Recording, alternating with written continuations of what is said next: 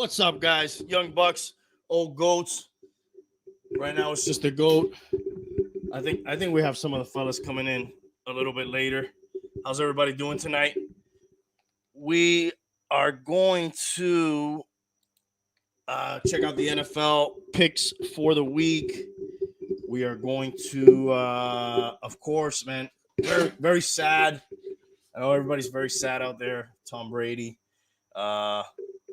It's finalized. Getting a divorce with Giselle. Very emotional for me personally. So we're gonna get into that. Tom Brady.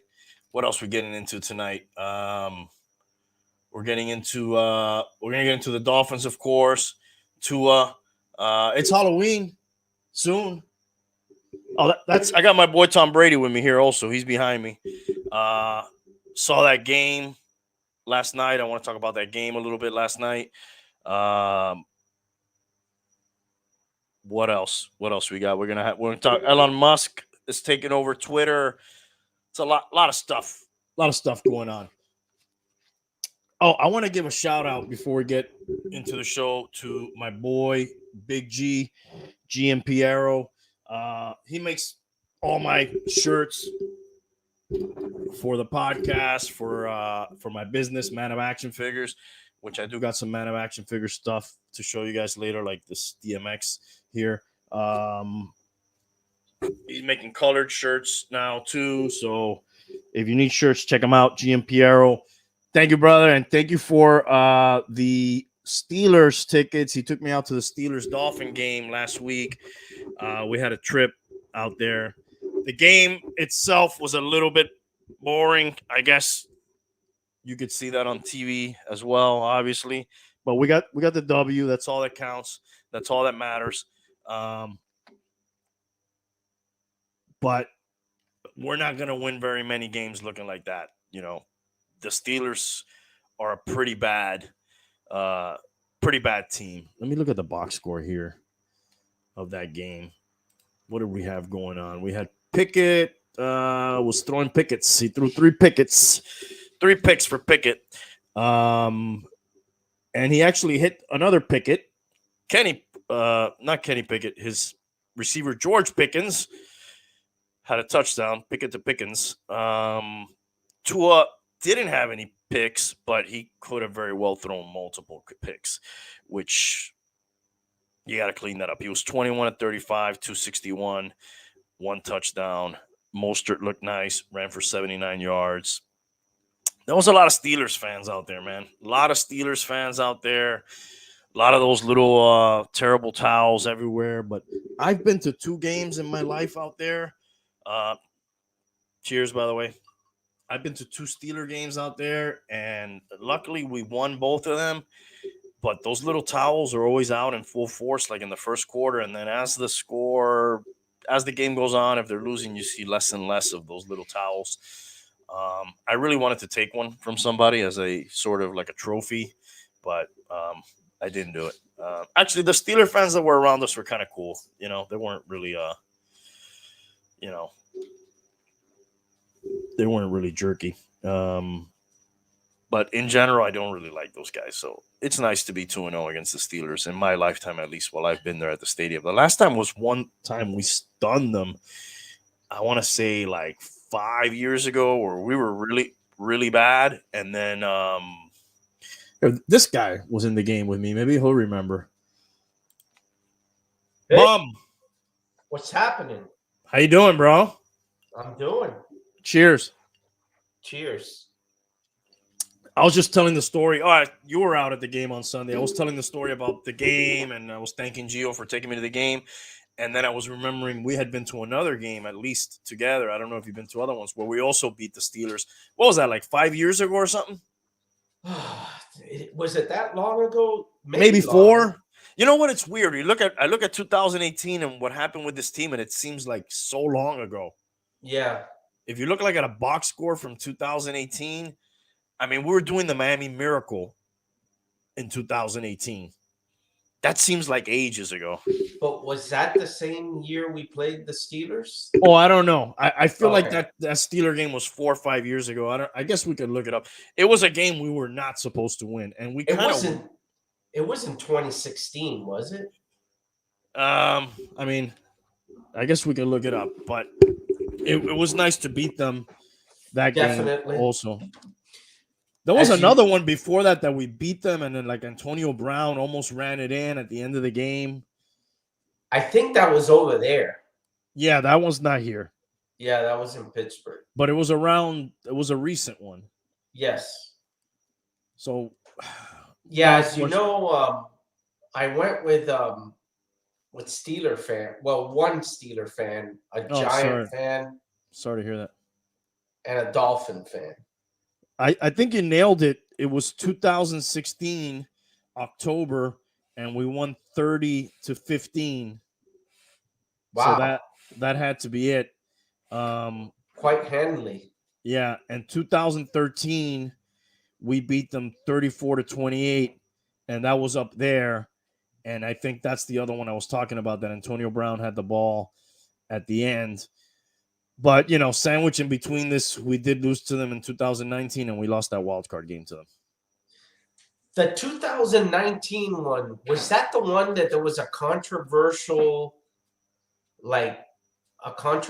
play, like Ben fumbling or not getting to the touchdown? Or I'm not sure because the score shows we lost 27-14, so I don't know. yeah, that I'm doesn't not sound sure. that close. Yeah.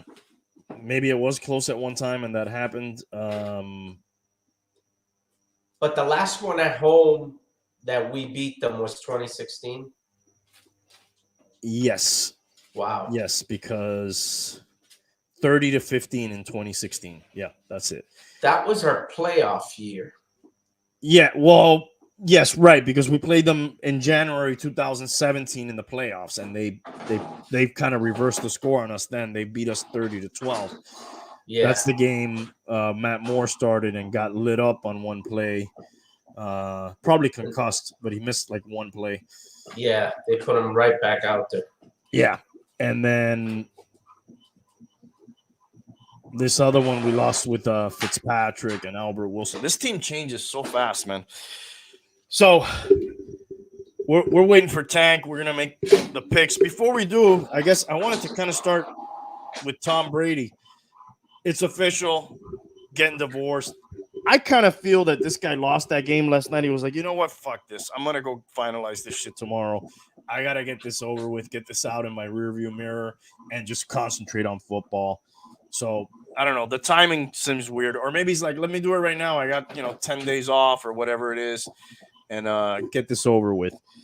I was expecting them to sort of figure it out at some point. But you never know somebody's private life, right? Yeah, I kind of expected for them. I didn't know that the divorce talk. I mean, obviously, I had read the reports and all that, but I didn't know it was this serious. Obviously, it was. They got divorced, but I didn't. You never know how much of it is the press, like inflating it, or Apparently, Brady was not inflating it too much, according to this press here.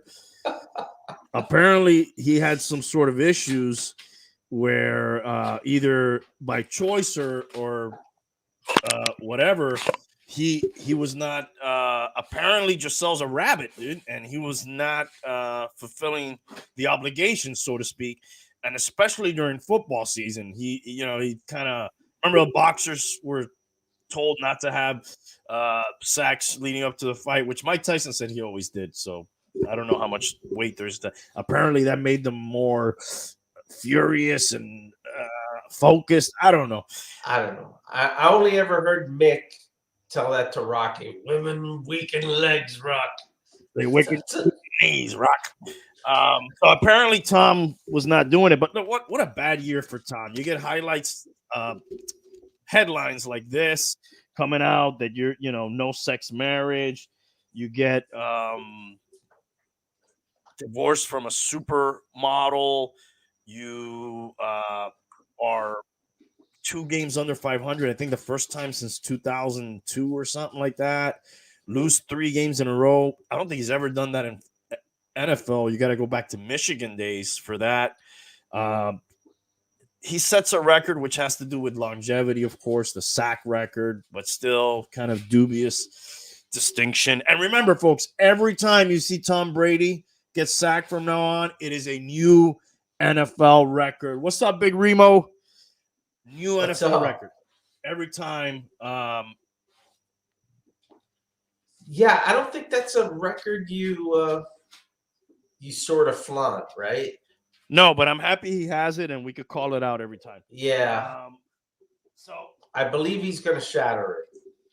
It looks, in hindsight, it certainly looks like, damn, you should have retired after the Super Bowl. Would have been amazing, like kind of Elway did it that way, back to back. He did it the best, right? Of anybody, has anybody done it better? I'd have to go back. That was pretty good. I don't remember anybody. Peyton did it with 1, right? Yeah. And dude, even if you would have retired after last year, it would have been like, bro, he made a run at the end of the game. When he almost came back on the Rams, that was the NFC Championship game, right? Yeah. I mean, he could have been like, you know what? I'm still married. I still have my family. And, I fucking went out. I went out fucking slinging, dude. I missed the Super Bowl appearance back to back by that much. Now, he's kind of going to go. He looks like he's going to go out like a sucker now, dude. Yeah, I mean, it all looks like that. I know you're hesitant. We're hesitant to look stupid and say that, right? Well, that happened to us already. I mean, I think we've been saying that for a decade. That happened to us one time already. I think there's video footage of it. But even that when he retired, but like even before that, there's been a lot of people that have said, "Oh, he's fallen off a cliff," and then he comes back, he wins the Super Bowl, all this bullshit. Yeah. So, but it certainly has never looked this bad for him. Oh, and I'll tell you, I think there's still more to go. And what I mean by that is he can retire and it looks like he's gone and he doesn't play a season. And then he's going to be that guy that we always hear about when another team is making a run, but maybe their quarterback gets injured or, whatever. Hey, have they called? They could call Brady, or, I mean, Breeze went through that. Peyton went through that. There's a lot of players, great players that have gone. Hell, Andrew Luck. The Colts have been reaching out to Andrew Luck. They're calling him now. That guy's been gone for how many years? Yeah. I agree, Remo. Also, fucking Giselle, I've heard she's a witch and she would do fucking rituals for him and shit, and that now she's no longer doing that for him. She might be doing some hexes. Who knows? She was a fucking Brady. She was at all the games, dude. She was ride or die, fucking for real, dude. So I don't know, man. I don't know. It certainly looks like the end. You know what the problem? Tank. What up, boys? What's up? Tankus. What's going on? He's drinking out of a pretty big tank there. I don't know what he's got inside his tank, but he's filling it. We're just doing a little Brady talk here. Nice. Oh, Bum, the problem with what you're saying is he's already 45, right? So what are they going to call him when he's 50 after, you know what I mean? He normally retire in your 30s and they'll call you when you're 40. Yeah, no, that window for him will be like maybe a season, maybe 2 tops, right? If that. Yeah. And he would be the kind of guy that would be like, I could get one more ring and not go through training camp and just come in. Also, the kind of guy that unless everything is absolutely perfect, I don't think he'll come back. I'm surprised. This is the first year that he didn't do it perfect. And it's not, you know what I mean? Like, when he went to the Bucs, I thought, the Bucs, dude? But then you analyze it, they had a great very good defense. They had some weapons on offense. They had a good coach, and they had a crap division. He worked that out perfectly, the way that worked out. So much so that he's still, if the Falcons lose this weekend, they're still in fucking first place. You know what I mean? Which we'll get to the picks and see all those implications soon. But like, it looks dire, but at the same time, he's still in there. Michael Myers. He's Michael Myers, man. Jason and Freddy Krueger all put together. Which point? The last one. I would have missed games to fuck. I mean, dude, he wasn't even doing it. Get your copy of the Inquirer, dude. This is gold. I think I might frame that thing. You think he would autograph that if I took that to him somewhere? Probably not. Probably not. Maybe you could get Antonio Brown to autograph it for you, probably, or Gronk, maybe. And dude, that defense looked gassed last night. They looked tired. They lost another key guy. They lost Shaq Barrett, right? Yeah, out for the year. He's lucky he has Mike Evans, dude. Mike Evans is a fucking beast of a man to have out there to throw the ball. Other than that, I saw him throwing a lot of 2-yard and negative 2-yard passes. Yeah, I mean, and you got to think, he lost Antonio Brown and Gronkowski. I mean, that's pretty significant. Yeah, and he lost somebody else too, right? Offensive lineman. Yeah, he lost those linemen, which to him, that goes to show you, man, as much as we like to look at how many touchdown passes somebody has, how many yards rushing, what is the problem with that team? The offensive line, and because that run game is terrible. They're not running the ball. And that defense, which is, was kind of one of the better defenses around when he won the Super Bowl. Now they look like mediocre or worse. Their red zone offense is really bad. That's where it really sticks out. And I read an article today where they're starting to turn on Leftwich. Leftwich was considered for a lot of coaching openings in the offseason, and now everybody's questioning him and kind of. As a matter of fact, he got one, right? And he kind of backed out of it. I don't remember him getting one, but wasn't it Jacksonville? Didn't Jacksonville kind of like say they were going to hire him, and then he like backed out of it? Maybe so. I can't remember now, but I mean, there was a lot of praise on him, and now suddenly, they're looking at him with a crooked eye. Yeah, there's infighting, dude. That look that up, Tank. See if you can find that Byron Leftwich head coaching position, Jacksonville. I feel like because he played there, I feel like, and it was in Florida. I feel like that was a thing, and I remember even talking about that. I think on the show, like, oh my God, here's another blow to Tampa. But then I guess he was like, I don't want to go there. But anyways, yeah, winning, everything's cool. What do you want to know about it? If he was offered the head coaching position in Jacksonville and either rescinded or denied it. Yeah, Remo, there's not a good offensive line this year. There's not great teams this year. There's a lot of there you go. You said it in your next comment. A lot of parity. Parity and parody. Those are two things probably going on in the league. And Tom Brady is a parody of his former self. Dude, I think he has 9 touchdowns through 8 games, which if we extrapolate, I love that word. If we extrapolate that throughout the season, that is his worst touchdown output of any season he's ever had in the NFL, which, all things are pointing to the end. I mean, come on, Father Time, dude. You can't do it forever.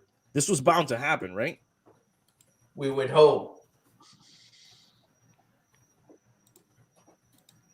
We've been hoping for a while.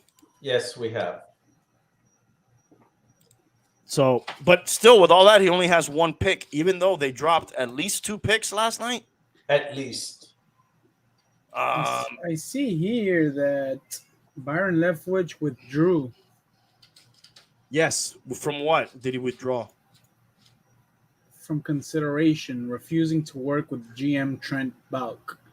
With what team is this? The Jaguars. Yeah, there you go. So they probably They would have hired hired Doug him. Peterson. Mm-hmm. Yeah. Who has them playing better than last year, that's for sure. But yeah, I think they would have hired him, and he kind of said, you know what, don't consider me. Tom still has 2,200 yards, only the one interception. His quarterback rating's still 92, but I think it goes beyond the numbers with him at this point. It's all the other things around that are affecting him, and I don't think he was ever that I'll throw you on my back kind of guy. You know what I mean? He always had to have everything else working. The run game, the defense. So hopefully that's the end. Who do you think is going to get picked up first on the sort of sexual free agent wire here, Giselle or Tom? So Giselle already had like 6 guys. She's already had a gangbang, dude. Is that what you're saying? She already had like a bunch of people in line, man. Oh, okay. You're saying guys waiting, not that she already had them. Sorry. Okay. Let's clear that up. He's not saying she's a whore. You're saying No. All right. And then with Tom, with these headlines, that he doesn't satisfy the women, they're probably like, you know what? Or maybe they still want his money. Who knows? I saw a porn star come out and say that she'd help him get him on track. She'd sort of help him get back on the horse, so to speak, Yeah. or she'd be willing to get on the horse. No, it was a male porn star. No, you're being disrespectful. I wish I would have thought of that. God damn it, that's a good one. Was it a male porn star? No. All right, good one there, Tank. Put a point for Tank. Yeah, that was good. So I don't know, man. It's an interesting soap opera to keep up with all this stuff. I wonder how he's going to come back. You can tell you're enjoying it. Oh my God, dude! I was sitting out here last night. Like Tony Montana, dude. I turned on the fucking jacuzzi. I put the TV. I got my cigar. I was like, fly, pelican, fly. I was watching Tom Brady fucking lose, bro. And at a moment, I noticed, oh my God, dude, I have an ear-to-ear smile, dude. And it wouldn't go away. Polluted. So polluted. He kind of have a little kiss, man. Can't even have a little kiss. And, dude, I was so happy. And I know that that's evil, but I don't care. Fuck that guy. Dude, all right. How'd the World Series finish? Oh, I have that. I'll show you what's going on. It was 5-5 a minute ago. Dude, I saw that. That was nice. I saw it live. The World Series? Yeah, I was watching it. You were at the stadium? Yeah, live. Oh, damn, dude. And you flew back just for the podcast? That's why I was late. Holy shit, dude. Well, here's the score. It's 5-5, and they appear to be in the top of the 8th with the Astros batting here. So that's that. I'm going to get into the NFL picks.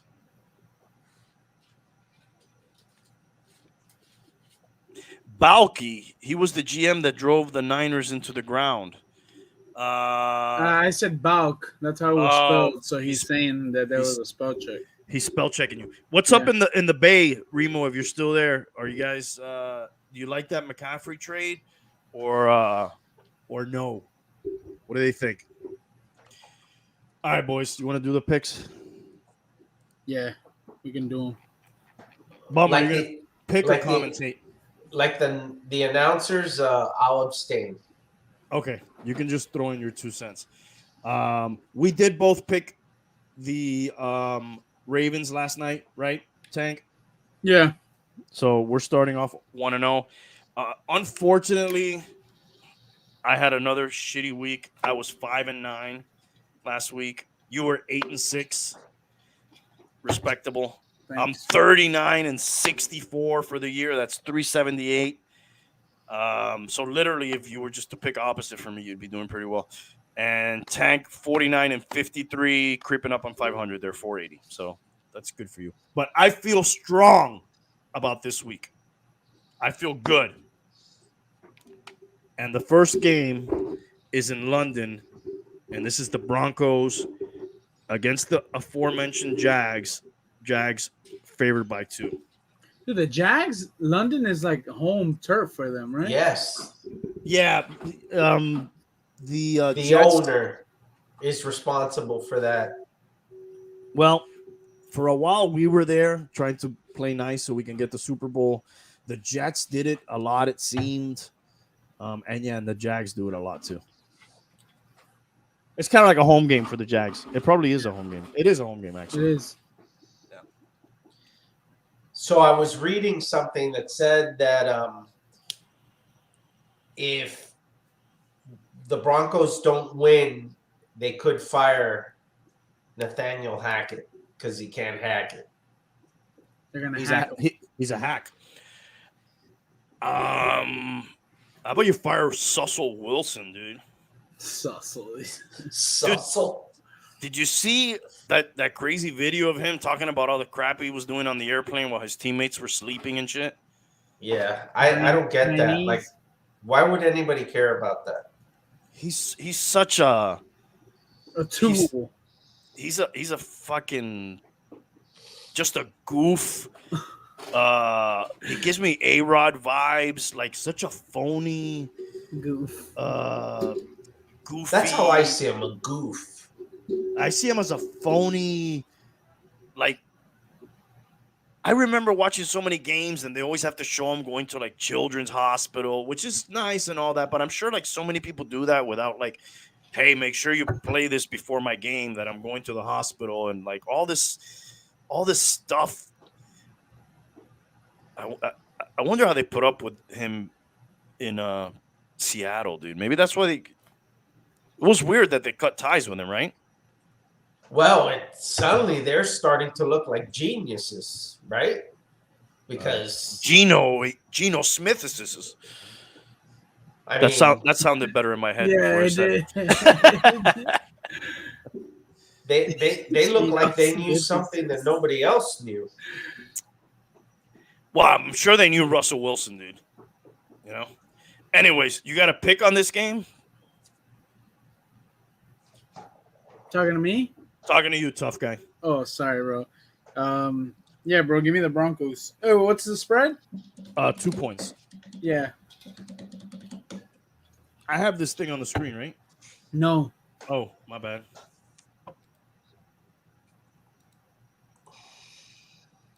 There we go. Got it up now? Yep. Tom Brady didn't have it up. That's what Giselle said. Next up here, I'm taking the Jags, by the way. We got the Patriots who are coming off Monday night kind of beat down, little quarterback controversy. Mac Jones is back in there against the surging New York Jets, who are 5-1 since the receipt game, against the Browns. Salah was taking receipts. They're 5-1 since that game. God damn it. Of all the seasons, we're trying to fight there, and then we got the fucking Jets are 5-1 this year. With all that said, I will take the 3-4 Patriots to win and cover the 2.5. I feel like the Jets should be favored. They're at home. Yeah. What's going on in New England, huh? It looks like they were making that ascension, and then all the wheels came off. I'll take the Jets. I don't know, dude. I just know when you have 2 quarterbacks or 3 quarterbacks, you don't have any quarterbacks.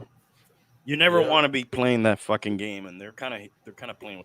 I don't know if it's a Belichick head game thing, where he's like, "Hey, Mac Jones, I will fucking bench you if I have to. I did it," kind of like snap him back into place. Who knows?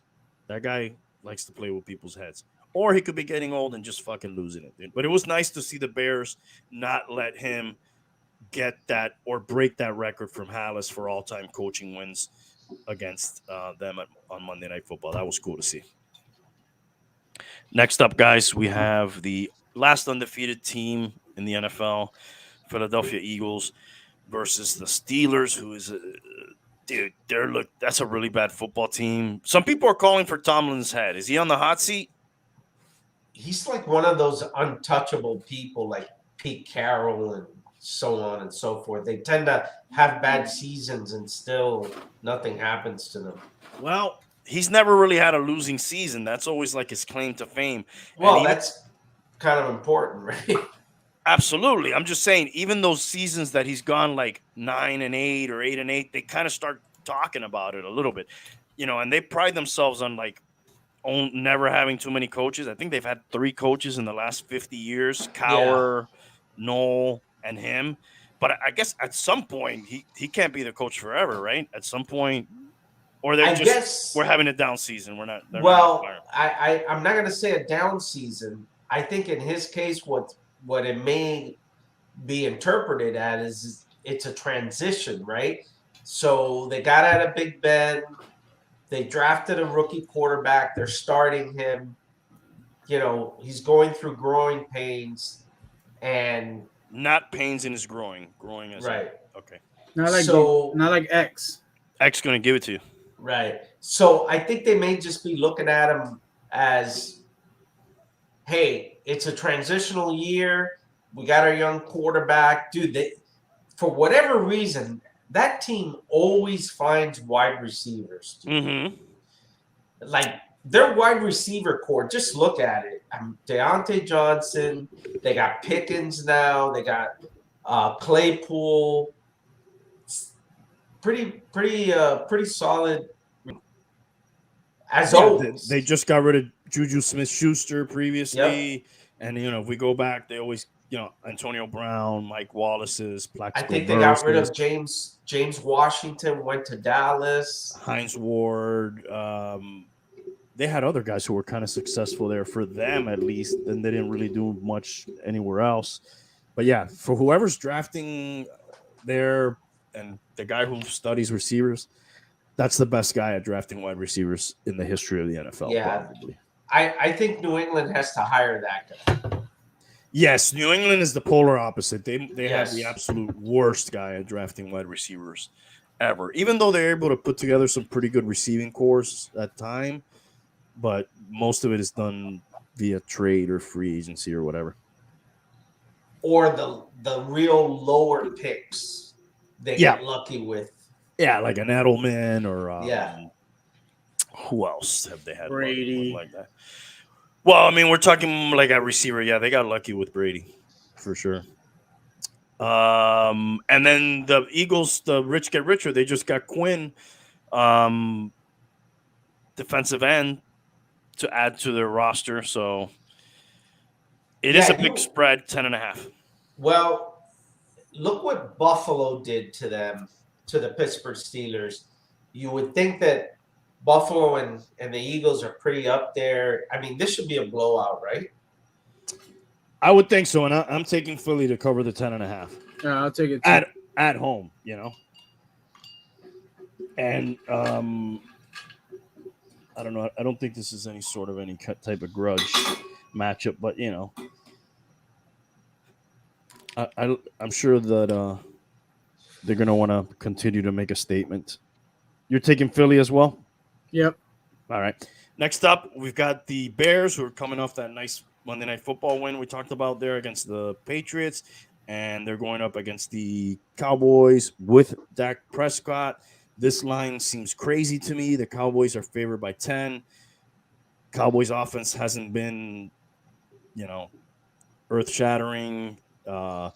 Neither has the Bears, but I feel like 10 is a lot, dude. I'm taking the Bears on this one. Oh, do you have any of those trends I sent you, Tank? Yeah, let me see. We should look at those, at least for the picks remaining. I have my picks set, but maybe you'll change my mind with some of those trends. Cowboys have covered 5 of last 6 this season. Also 10-4 under run since late 2021. Bears zigzagging versus spread, but have covered the last 2 on the road. Okay. So nothing really definitive. I'll take the Bears. All right. The Bears. Okay. we have the local game here. Dolphins are favored by 3.5 at the Lions. The Lions started off kind of scoring a lot early in the year, and then Oh they crap! That game is not in Miami. no, that game is up there. Oh wow! Yeah, and they're on a 4-game losing streak. They've scored 6 points and 0 points the last 2 games. Jared Goof at the commands there. Tua will have 1 game under his belt after coming back. We should beat this team and we should cover that spread, but you never fucking know. I am taking Miami. I don't know. You got any trends there on this Um, game?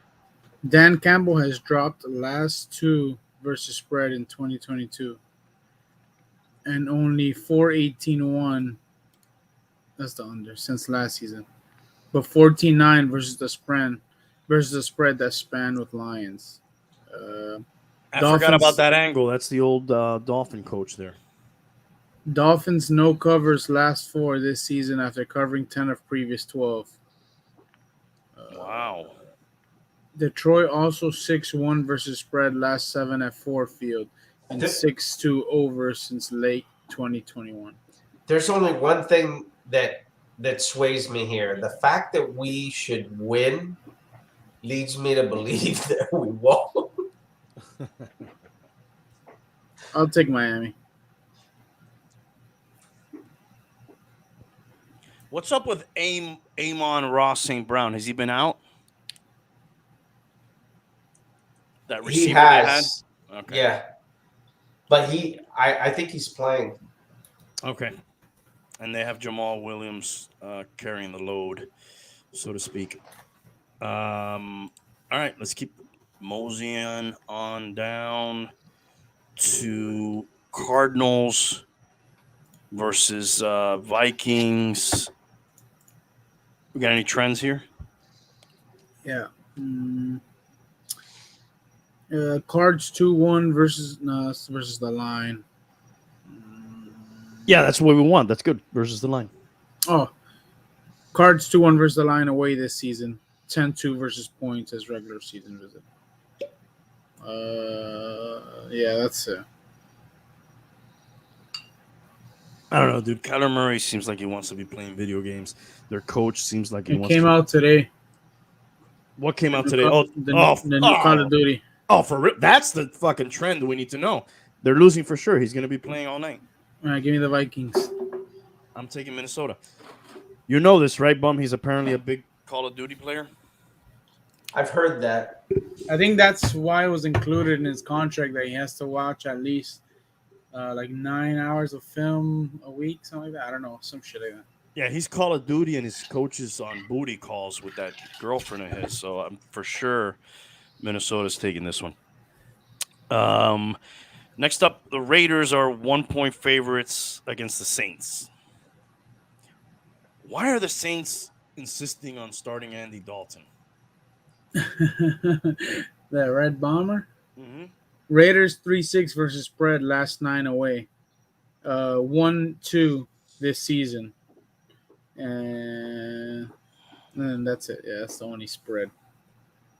I think before the last Andy Dalton performance, I would have said because, he throws less picks than Jameson, but that went out the door. I think he threw 2 pick sixes, a total of 3 and 2 pick sixes.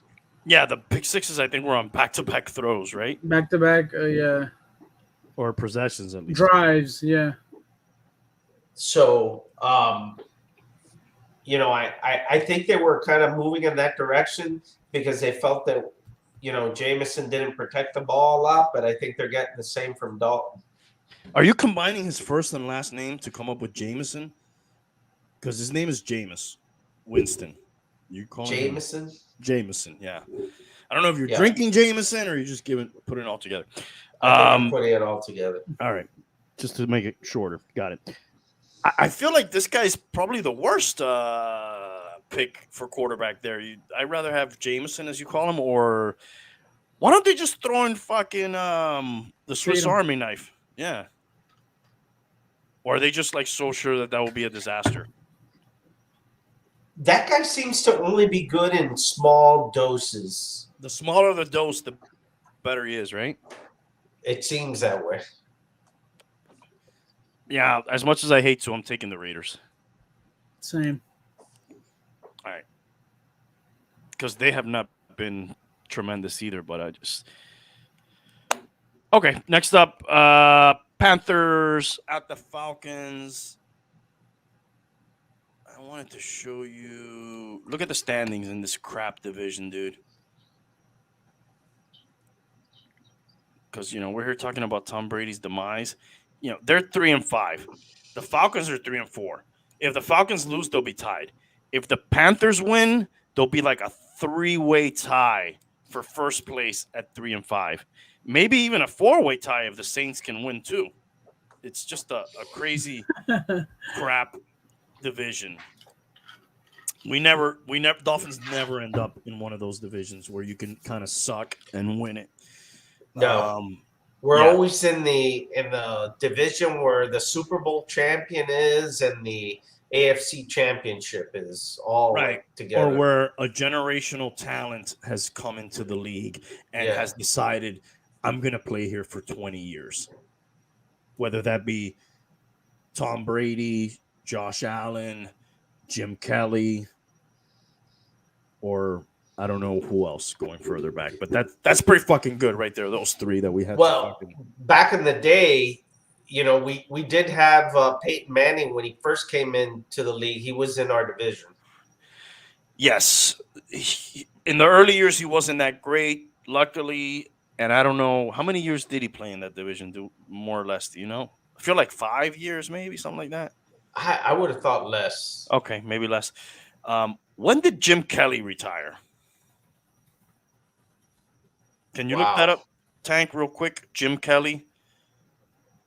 Well, he definitely paid through 95. I'm going to say like 97, 98. That's what I think. Yeah.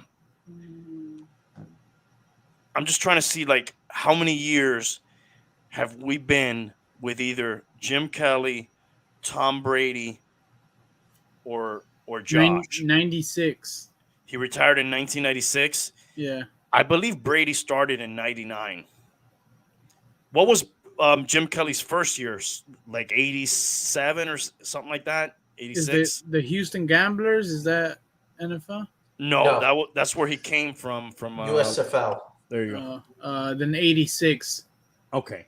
So from 86. So for the last 36 years, with the exception of maybe 3 years, we've had in our division either Josh, Brady, or Jim Kelly.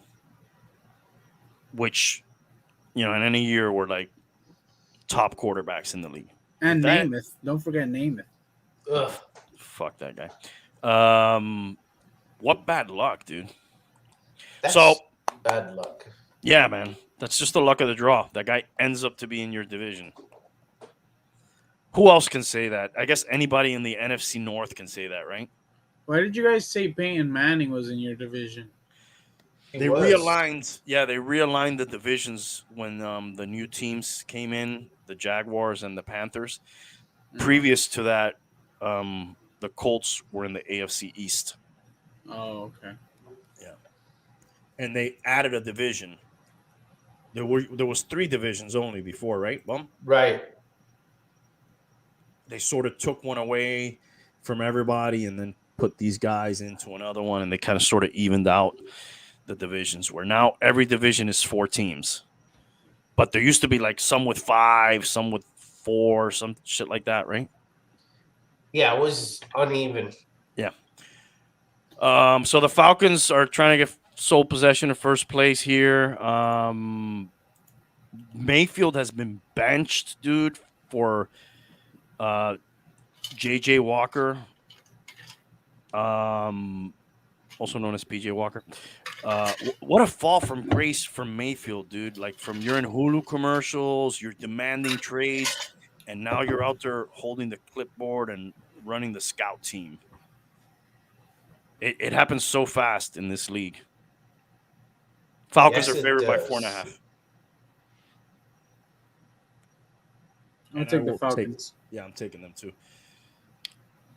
But that PJ Walker guy came in and played well. Next up here, we got the Titans and the Texans. This is the first of the 4 o'clock games. Titans are favored by 3. You got any trends there, Tank? Uh, Titans have covered last 4 in 2022, but Vrabel just 2-6 versus spread last 8 as road chalk. What was the last statement? You said they had covered 4 straight versus a spread, and then but Vrabel what? Just 2-6 versus spread out of the last 8 as road chalk. Oh, as road. Okay. And Lovey 3-2-1 versus spread in 2022. Texans on 6-3-1 spread uptick since late 2021. So the Texans are covering at a pretty good clip. I don't care. I'm gonna go Yeah, I'll against. take the Titans. Yeah, I'm gonna go against all that shit. Hey, Agree with you and take the Titans. Yeah, bum. it looks like they were at least playing. The Colts were playing in the division at least till 2000, because the year we played them in the AFC playoffs in the wild card and beat them, they came second in the division to us. Wow. They were a division rival. I didn't remember that. Yes, And I just looked it up. isn't that odd that you play against your division guy in the playoffs? Well, that happened to us a couple times with the Buffalo Bills. But not usually in the first round, right? I think it has. Yeah. All right. I would have thought they would have tried to somehow. I guess it's all about seeding. It doesn't. It's not a. Yeah, they don't like fucking plan it. And It's I all think about we seeding. had the luck of playing 2 of the AFC championships that we played were against our division foes, the New England Patriots and the Buffalo Bills. Yeah, it's not like the World Cup where they separate you out for the next No. round so you don't play. Yeah, it's just all about seeding. So, year 2000. That's odd because I thought the Jaguars and Panthers are 90s era teams. I think the Panthers came in and the Jags came in like 95. So we had fucked up divisions while we had 32 teams. I believe so. All right. And then they figured it out and they fucking did it. All right. Next up, we've got the Giants, the surprising 5-1 Giants. By the way, the Titans are in first place up there, kind of quietly. And then Seattle's in fucking first place, and the Giants are 6-1. So I guess the Giants got the right Brian, right? Yeah. When they were doing their coaching search. Seahawks are favored by 3. I'll take the Giants. Do we have any spreads here? This is the Seahawks at home, dude. The Seahawks are doing pretty damn good. Pete Carroll 2-1 versus spread at home. Okay. That's it. That's the only spread. All right.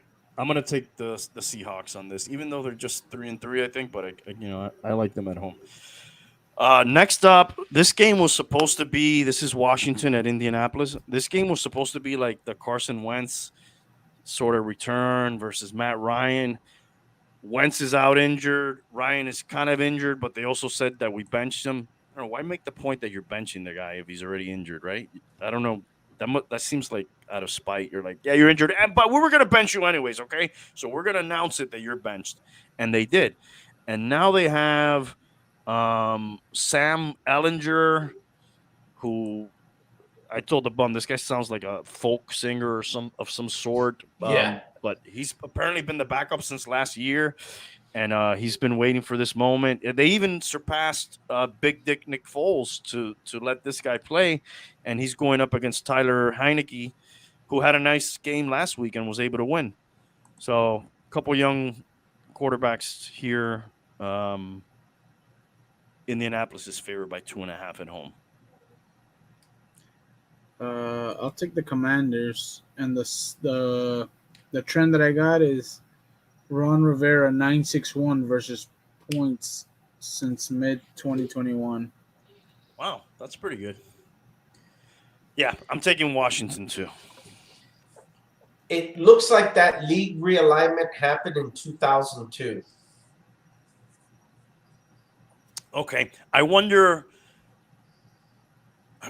where the Jaguars and Panthers were originally in those old divisions. Did somebody switch conferences? No, right? Yes, there were like Seattle switch conferences. I know that. There used to be an AFC team, old AFC, They were the old AFC West. and previously were they an AFL team or no? An AFL team? Yeah, or their expansion NFL. Yeah, I think they may have been expansion NFL. Okay, yeah, I remember that somebody switching. Yeah, and it was them. Not sure if anybody else switched, but I guess that was part of the reshuffling, and that may have been in that 2002 time. Yeah, that they evened out the conferences, evened out the divisions. at least they tried. Yeah, Because I think like Jacksonville played in the north at that time, or the central, with Pittsburgh and Cleveland. I'll have to look that up. Yeah, because we were Bills, Dolphins, Jets, Colts. What was it for the AFC East? Just those four? Yeah. And now we're there was five, right? We had an extra one. We had Jets, Dolphins, Bills, New England, and Colts. Yeah, 5. Right. So now we're 4. Yeah, they just took one away from us. All right. Next up is the San Francisco 49ers. They're favored by 1 at the Rams. I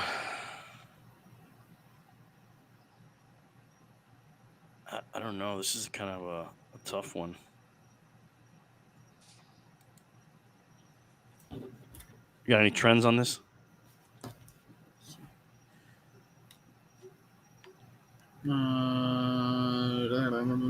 This is sort of the Rams' recent games here.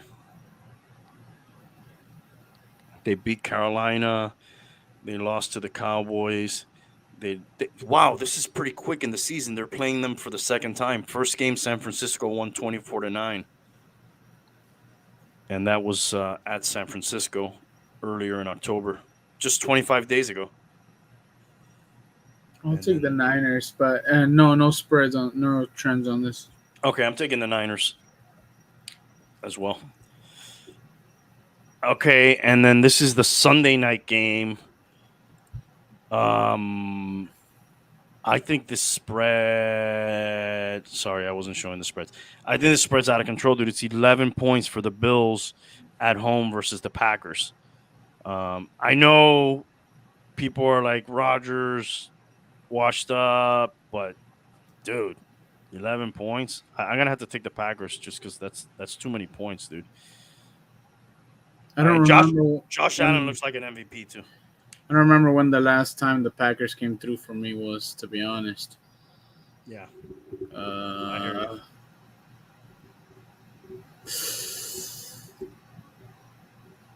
I'll take them. Who? The Packers. The Packers. Any spread? Any trends there to speak of?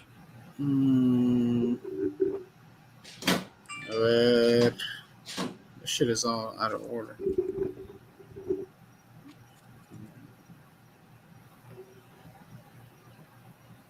They're not even on this list.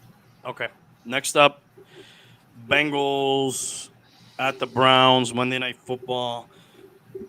This is usually kind of like a interesting game, Battle of Ohio. I'll take Cincinnati kind of just by default. I don't really feel strongly about either of these teams. Was the spread on this one three? Yeah, 3. Three Yep. Bengals. Yeah, I'll take them. The Bengals. Okay, we can do an early pick for the Thursday night game just in case. It's that's going to be Eagles favored by 9 at the Texans, and I will pre-order pick, which we can change. I will pick the Eagles at this point. I'll take the Eagles. Yeah, let's look at the Eagles' record because we got a schedule, I should say. We need to pop the champagne down in Miami when the last team is no longer undefeated. Right now, that baseball game one of the World Series is still 5-5, as you can see. But let's see, where can the Eagles potentially trip up and lose a game?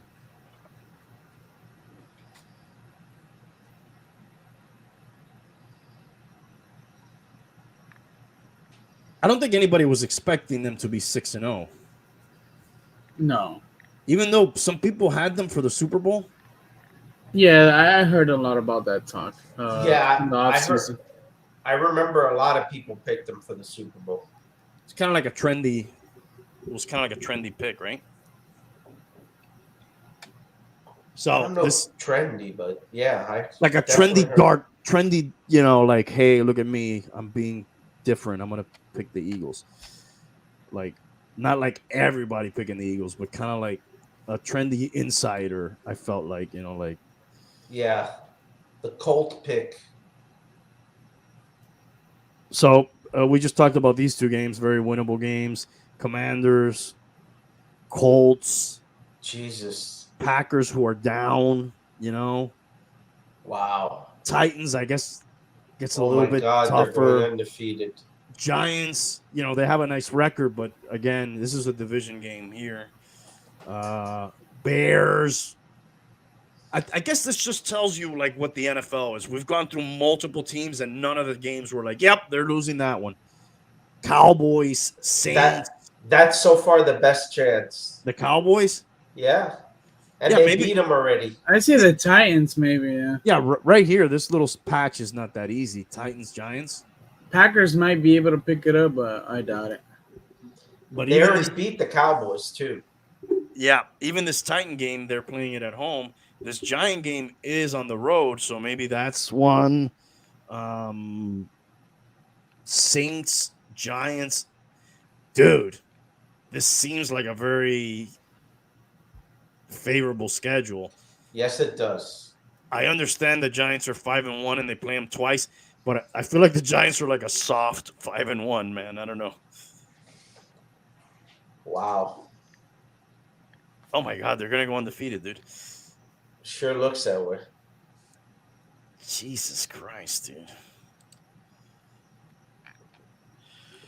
All right, that's the picks. So you bought a car, Tank. Yeah. Tell us about your experience. Yeah, dude. So, like I said in the podcast, during the hurricane, my car it was a total loss. It got flooded. So I've been in a rental for about a month. Not necessarily like car shopping, I would say, because I wasn't. It was a whole thing getting the money and shit and whatnot. The insurance never wants to put out. They're always trying to pay you. Yeah, they're kind of the like least Tom as Brady, possible. dude. They never want to put out. Exactly. And so whatever. So obviously looking at cars, seeing what we would want to get, and we ended up landing on Honda Pilots. Looking at those, my wife, she likes the idea of the third row. In case we have another kid, it's more room and more space. Yeah, the bum has or had one of those. I had one for a long time. Yeah. Put a 200,000 something miles on it. Yeah, I think I had a 2012. nice. Yeah, And you That's just traded it just in, right? I got rid of it not too long ago. Had it for like 11 years or something. that's also one of the things that we were looking at was for longevity, to have it for a long time, you know. So we were going that route, right? I live down here, exit one, close to the Keys, and so I got Largo Honda right here. So we were looking at a lot of them, and I figured, dude, I could literally walk to it if I really wanted to. So I figured we go there, we'd end up getting it from there. I could get it serviced there, right after work. I get off the exit, it's right there, and You live in Key Largo, Tank? no, Largo Honda is the name of it, but it's here in Florida City, exit one of the Turnpike. Wow. Key Largo's not that far though. No, actually, Key Largo is closer to me than probably Kendall. Probably the same distance. How many miles to the goat's house from where you live? Miles, I'm not sure, but like Nah, it's like 10 10. minutes. Yeah. Not that far. Um, I'm like on exit 12 or something like that of the turnpike, or 11, and he's, what are you? I'm one. One. Okay. But exit All right. 12? You're exit 12? Exit 12 is. I'm sorry. I think I'm exit 9, dude. Yeah, like exit 9. Yeah. Yeah, that's about 10 miles. So All right, whatever. so you're at Largo. We end up going to Honda. Largo, right? We had already seen one online, a used one, 2019 touring. I wanted to get the touring. Whatever. What is the touring?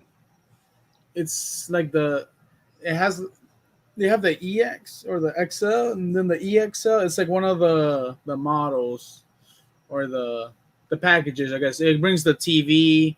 The trim line. Yeah, it's the trim line, exactly.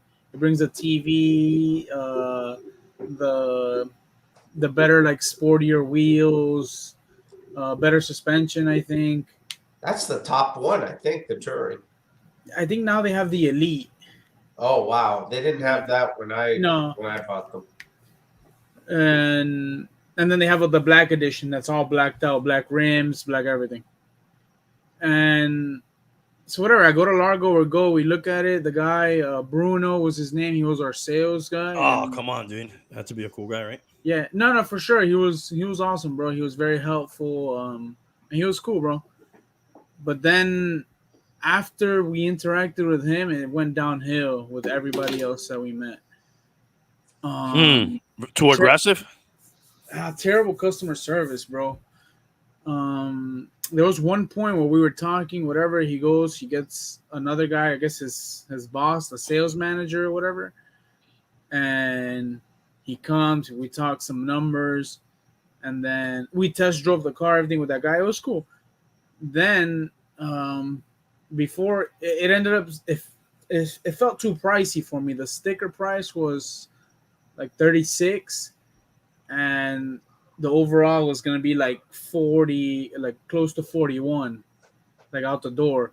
Mm-hmm. I felt like that was a lot, so I call Mangum, a friend of mine, and we were talking, and then he starts looking up. He sees that they have one in H, Greg, and whatever. So I come back inside. I'm talking with my wife, and she's telling me like, hey, they're kind of like rushing us.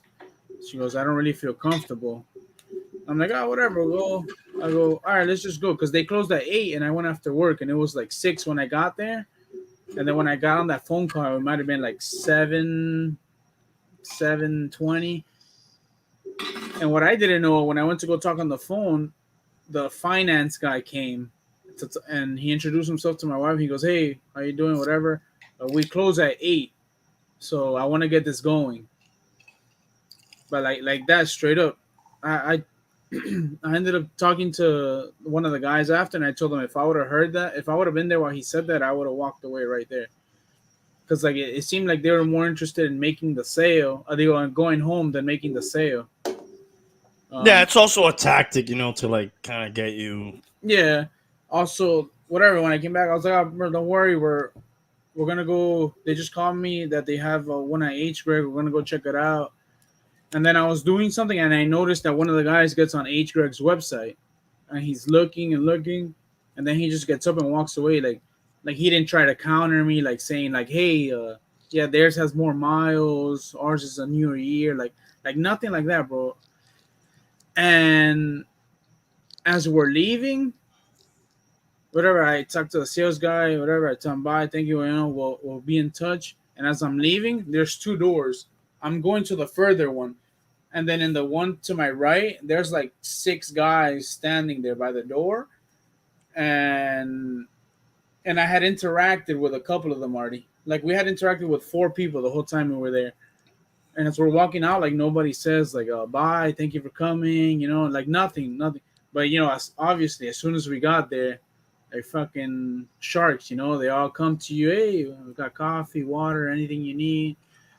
But That's no, the classic used or car salesman no, kind of shit.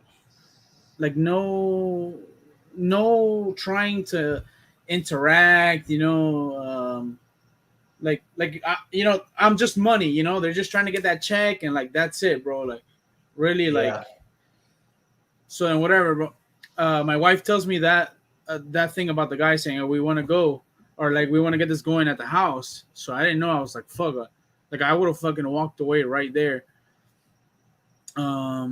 So whatever. Then he texts me that night like, "Hey, let me know if you need anything, whatever." So then I was gonna let it go. I didn't say anything, and then the next day I'm like, "Nah, I gotta tell this guy something." I text him back. I'm like, I tell him everything. I was like, "Hey, you." Oh, that wasn't today. No, that was yesterday or another day. Yeah, I don't remember exactly when it was. Maybe we went Wednesday night. Oh, okay. So I text him back Thursday, and I'm like, "Nah, like, bro, I wasn't gonna say anything, but whatever. You lost the sale because of it wasn't because of you. It was because of all the other people, and whatever." I told him all that shit that went down, and he says, "Oh man, I'm sorry." I told him, "You guys seem to be more interested in going home than actually making the sale." He goes, "I really wanted to make the sale. I'm sorry. If there's anything I can do, please let me know." And I didn't respond. So then, whatever, I started talking to my boss today, and he knows somebody that works in Lexus that used to work at South Motors Honda right there in Palmetto Bay. So whatever, he gets me in contact. I'm waiting. Is South Motors Honda, excuse me, next to South Motors Volkswagen, or is it And the same? BMW. It's Yeah. all the same shit. No, they're different. I guess they're the Okay. same. They're owned by the same people, but they're different. Okay. So he gets me in there. I'm waiting for the call. Sorry, I'm waiting for the call. And I tell him, "Hey, dude, nobody called me. Can you tell the guy to make sure somebody's gonna call me?" And he sends him a text. And right, like when he sends the text, I get a call. And then some guy says, I don't notice, but he says, "This is Jesus from Largo Honda." And I didn't notice he said Largo because I was expecting the South Motors Honda call. So I'm like, "Yeah, oh yeah, I'm gonna pass by and see the." He's like, "Oh, are you still interested in the Pilot?" And I'm like, "Yeah, I'll pass by today around 5." He's like, "Okay, bye," and he hangs up. And I thought it was Honda and like South Motors, and I was like, "Damn, man, like that guy was like really dry, like I thought I was getting hooked up, you know." And I'm like, "Whatever." And then I get another call, and he goes, "Hey, this is Fidel from South Motors. I got Gretchy's whatever. Give me your number." And I was like, "Oh yeah. I was like confused. I was like, because I had already made the appointment to go over there at 5, and I'm like, fuck it, whatever." He's like, "Can you come tomorrow?" And I'm like, "Yeah, I'll be there tomorrow at 5." And he goes, "Okay, whatever." Dude, then I send this guy like the first guy, Jesus was his name. I send him a text, and I'm like, "Whatever, this I'm looking at this Pilot just so that we can get shit rolling, so it doesn't take too long." And I get back like one of those automated texts that is like, "This is you're texting Largo Honda, whatever rates may apply, whatever." And I'm like, "What the fuck?" Dude, and right there it clicked. Like the guy was dry when he called me. He's like, "Are you still interested in the Pilot?" I'm like, "Yeah, I'll be there." He's like, "Okay, I'll see you." But like that, like real dry, like that's just how the whole operation ran, bro. Like very dry, not trying to make like connections with the people, you know, just fucking trying to get the money and that's it. Like that's all Largo Honda was about, bro. Like very bad. And was it different at Dude, completely from the moment that kid called me Fidel, dude, he even gave me his personal number before I even showed up so I could send him the one that we were looking at. Uh, and then, dude, when I got there, fucking Jude at South Motors, bro, fucking awesome guy. Hey Jude? Yeah, right. Dude, awesome guy. Then the finance guy, Steven, dude, they really hooked it up. But bro, like completely different, bro. Like day and night. You A should lot leave of some online reviews for them. yeah, bro, and I'll definitely refer anybody to them. Like just the atmosphere, like a lot of people in there working, moving around. The lights were bright. Um, the other place, Largo, was like very dark. It felt like dingy. Like the carpet looked like it was, you Just know, like like their service. yeah, bro, exactly. Like their, you know, how hotel carpet is like dark, but it's not like it's dark. It's just dirty. Mm-hmm. Like dude, that's how it was, bro. It's Like their vibe. com- yeah, completely different, bro. Like, dude, I'll never fucking go back to Largo Honda. I had a similar experience. I said it when we bought the car in the podcast with Volkswagen. South Motors. That's why I asked you if it's the same thing. South Motors, Volkswagen. Dude, those people were terrible. Like I had a young kid helping me who, whatever, he had just started or whatever. But I wanted the car for around that time. It hadn't gotten crazy where they were charging, which I don't know if they still are, but more recently they're charging above sticker, or you're not. It's not those days of like, all right, how much? Haggling. Yeah, how much you taking off the sticker? No. You're In fact, lucky. they were putting like $5,000 on top of it for supply chain issues. Yeah, and if you were buying a pickup truck, they were like 10, 15 above sticker. But that had not become commonplace yet when we bought this car last year. So I was like, let's start negotiating at the sticker price, He was charging me like $7,000 above the sticker price. And I was like, all right, dude, no problem. I'm out of here. Dude, that's what happened to me. It was at 36, and it ended up being like almost 41 at Yeah. Largo. Well, yeah, my experience was that usually my wife and I play this whole good cop, bad cop thing. Like one of us usually is like more interested, and the other is like, nah, that's it. This is no good. Let's get out of here. Every time we used to do that, they'd always stop us and, hey, and they keep negotiating. Now they'd let us walk right We'll out. throw in the floor mats. They'll do something, right? Yeah. Now it was like, oh, okay, yeah, that's the best we could do, and they'd kind of walk away, like while we were still like, sorry, Right. Yeah. later. Usually we play bad cop, worst cop. She seems a little bit interested. I'm always like ready to get out of there at a drop of a hat. But that day I was legitly like, that's it. This is not even, it's a non-starter, right? I was like, let's go somewhere else. And the guy like ran out to get me and almost like, hey, you don't walk out on me, dude, until I get to talk to you. Because the kid was like, my manager's coming. And I waited for him a little bit, but he didn't come. I was like, what's this guy gonna do? There's no way he's gonna come down $7,000, So like, I'm out of here anyways. And he came out like so pissed off, and he was like, whoa, what cars have you looked at? I told him some other cars I had seen, and he was like, basically saying, that car's a piece of shit. My car's better. And I was like, all right, dude, And then I went up to Gunther. Shout out Raul. He hooked it up at Gunther. And that was night and day. Those people were, like you said about the Honda and Southmore, they were like that. Everybody was working. They had a nice, friendly person in every fucking part of the thing, And it was like they weren't fucking around, dude. Those people were pros. And everybody there that I talked to was like, yeah, I've been working here 10 years. I've been working here 5 years. I've been the manager for, you go down here, dude, to like Toyota or fucking whatever. It's a bunch of dudes that just started working Bunch there. of kids. They're just hanging out, fucking around. You could tell. Dude, at this one, there was a bunch of Well, he was telling us that they get a lot of customers that go to Largo and they have bad experiences, so they go there. He told me that just before I got there, he had sold the car to somebody that lived in Key Largo. They went to Largo. They fucking had a bad time, so they went over there and they bought a car that same day.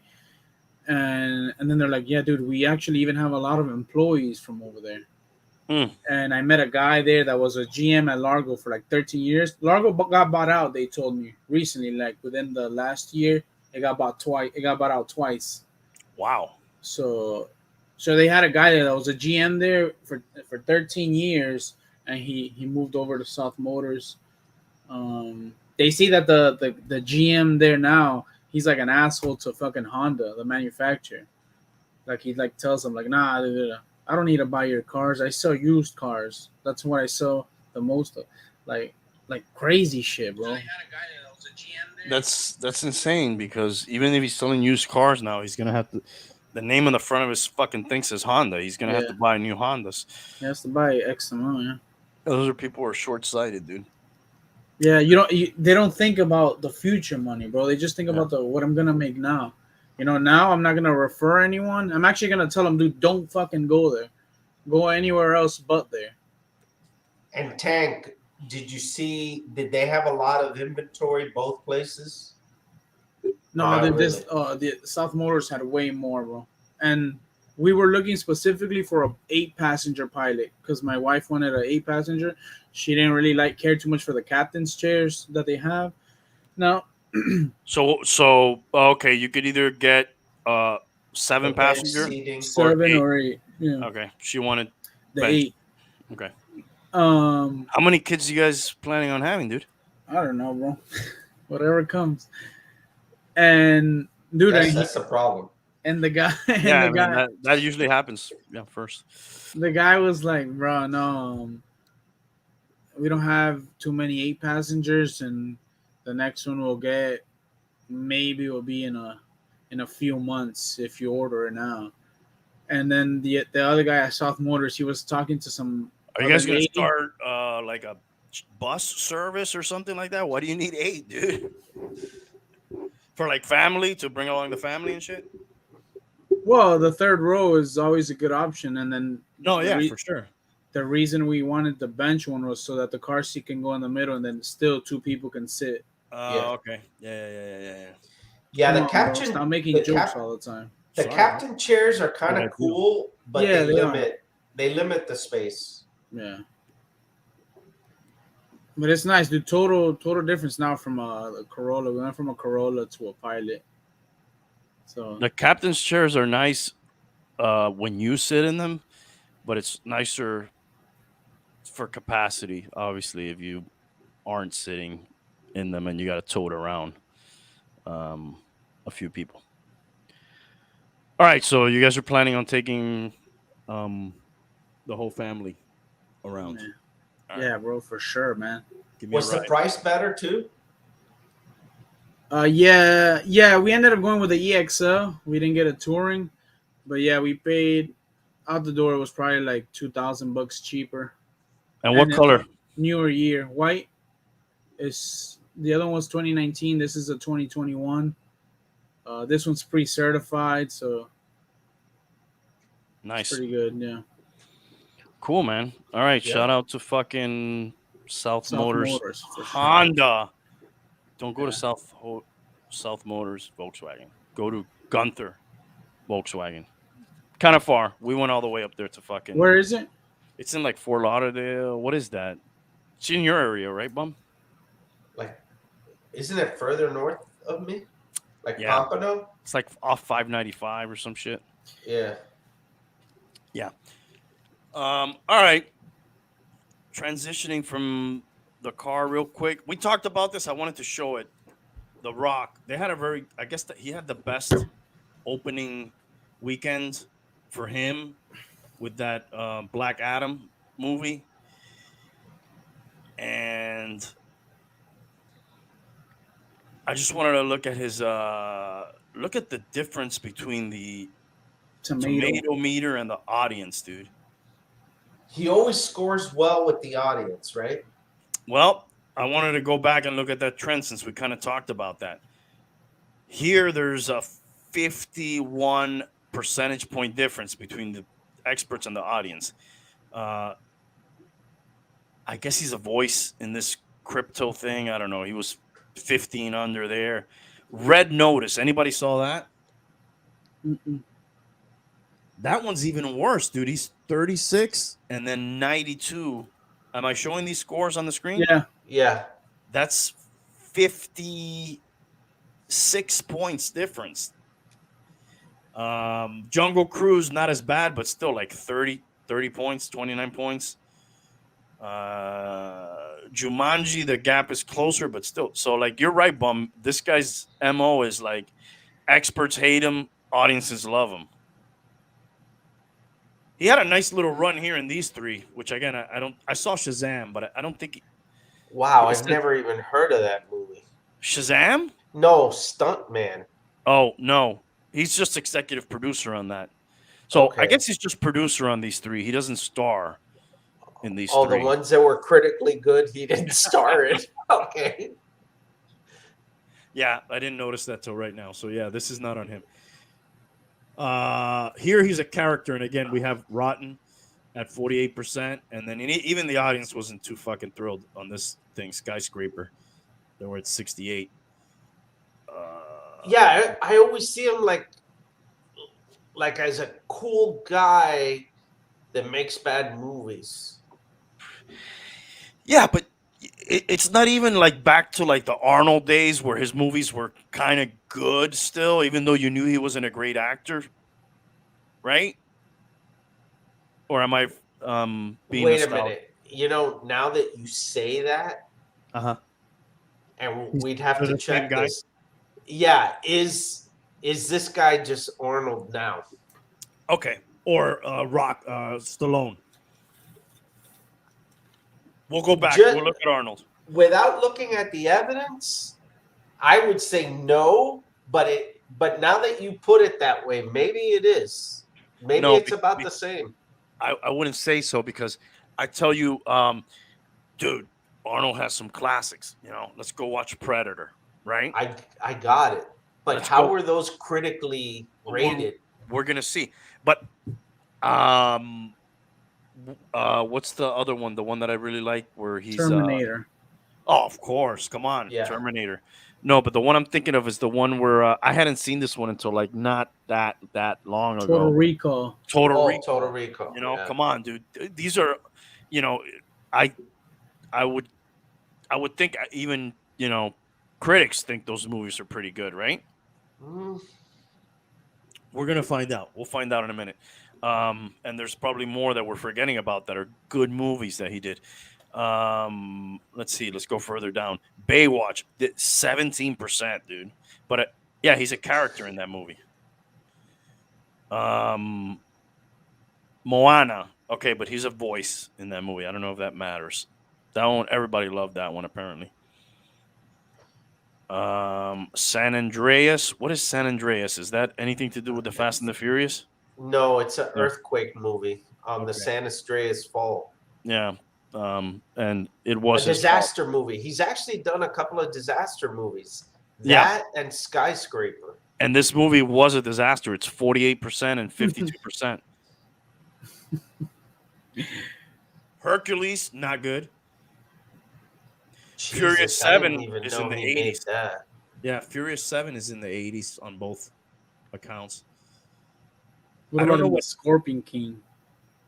That's like his first big thing, right? I think so, yeah. Wow, look at G.I. Joe. Oh, G.I. Joe's terrible, dude. That was a fucking train wreck. The second one there, Retaliation, where they killed Duke to make this guy the main star, and then but look, 122 million. You know, there's always a lot of money. Well, that's, I mean, at the end of the day, isn't that what they're banking on while they're getting him? That's all they care about. But then I guess how much did it cost? How much does it cost? I don't know what he makes. Can you look that up? What's his fee per movie? How much is this guy getting paid per movie? Let's guess, Bum. How much money do you think The Rock's making per movie nowadays? 12? I was gonna guess 25, and then I thought that's too much. Now I hear you say 12. I'm gonna scale back to 20. I'm gonna say he's getting like 20 between 20 and 25 million a movie. He's only making blockbusters at this point. 20 mil. Damn, I fucking nailed it, dude. Who else is getting that kind I'm of money? obviously very down on him, so that's why I did 12. You fucking docked his pay, dude. You don't have to do that to the man. Planet 51 is a voice that sucked, apparently. Race to Witch Mountain, Get Smart. He's done so many movies, dude. Look at the Scorpion King. Look at the ratings on that, bro. That's a classic. Oh, dude. Classic stinker if you fucking believe these scores, though. You like that one? I don't think I've ever seen it. It's The Mummy Part 3, basically, or what is that? It's nostalgic for me. I remember watching that as a kid. But the chick is kind of hot, bro. Mummy Returns is a little bit better rated. He was in Mummy Returns? I think that was his first. Oh, apparently he did this Beyond the Mat, where he's an unknown character. Let's not count that. But I think The Mummy Returns is like his first starring role. Back in 2001. And he was the Scorpion King. Yeah, Matthias, the Scorpion King, and then he followed up with this Scorpion King movie, which Jonas loves. Okay, let me see about. Let's do the same thing for Arnold. You know what? It would be great to copy that in a spreadsheet and get his average audience score and his average rating. Well, we don't have to. I think, don't they do that? No, they just give you the best and the worst. That would be interesting, like career stats. What's your career rotten thing? Tomato. I don't think they do that. Tomato meter. Okay, that'll take some research, Bum. We're not going to do that right now. Arnold Rocky? I don't know why I did that.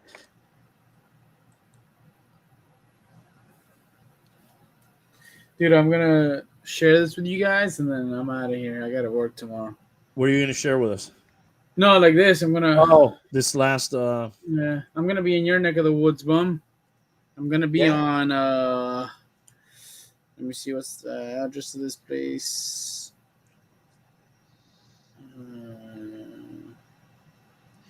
4901 South University Drive. Oh, okay. What are you doing there? We're doing a catering at an apartment complex, Shalimar. I don't know if you know it. Sounds familiar. It's by the Publix. The Publix that's on University. It's like around the. Where Nova is? I think so. Yeah. Yeah. It's an apartment complex right there, and we're doing like their little Halloween party. Oh, that's cool. 200 people. Damn. Okay, so look, guys, right off the bat, the 4 movies we mentioned, we didn't mention both Terminators, but and Predator and Total Recall. Those are his top rated movies, and these are the critic scores, 80, 83, 93, 100. So, well respected.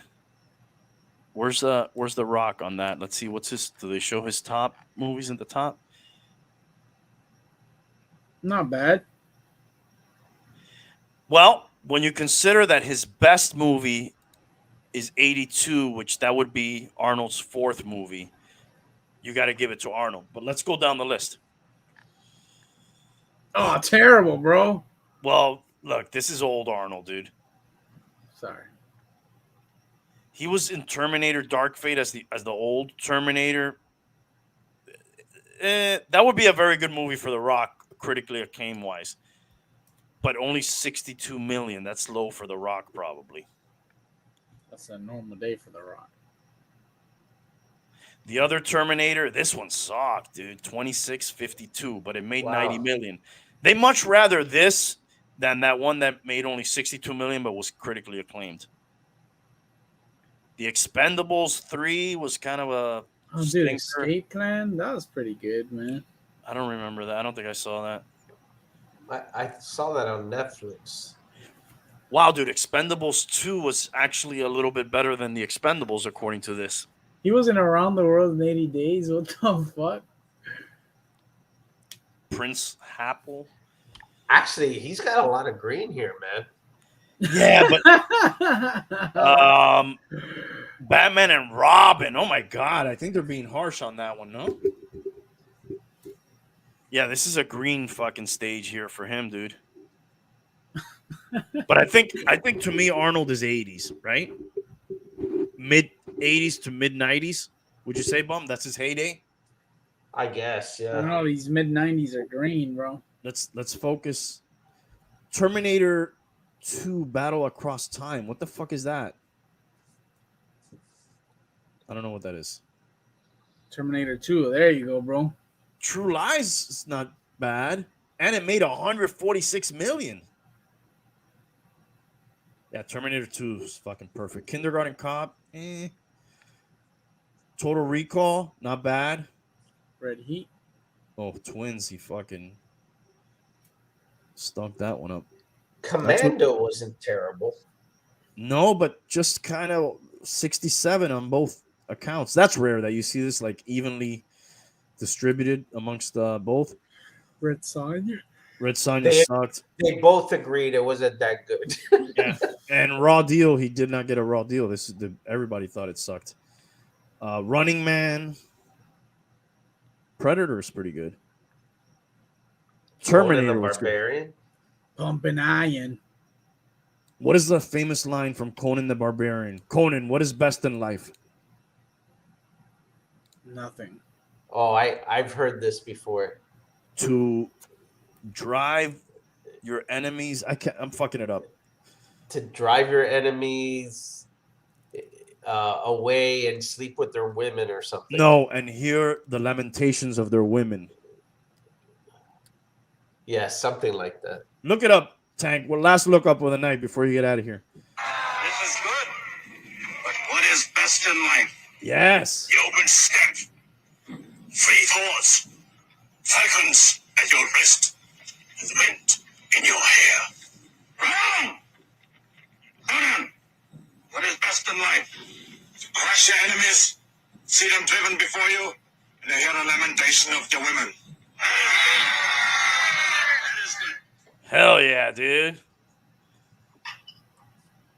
To crush your enemies, see them driven before you, and hear the lamentations of their women. And that's what I want to see when I see Tom Brady play. And he doesn't even have a woman to lamentate right now. All right, Tank. Later, guys. Thanks for hopping on, brother. Take it easy, brother. All right. Peace out. Later, bro. See ya. If you want to watch that Dolphin game Sunday, call me. I don't think you heard that. So, I don't know. I guess he could be the fucking modern day Arnold Schwarzenegger, dude. I don't know. I'll have to get the spreadsheet out and copy that in there and look at the averages. Do you think Sylvester Stallone's any different? Probably not, man. Probably along the same. You would think he is. Let's start from the bottom. That's what she said. That's what Giselle said. And Tom said, no way, honey. I got a big game tomorrow.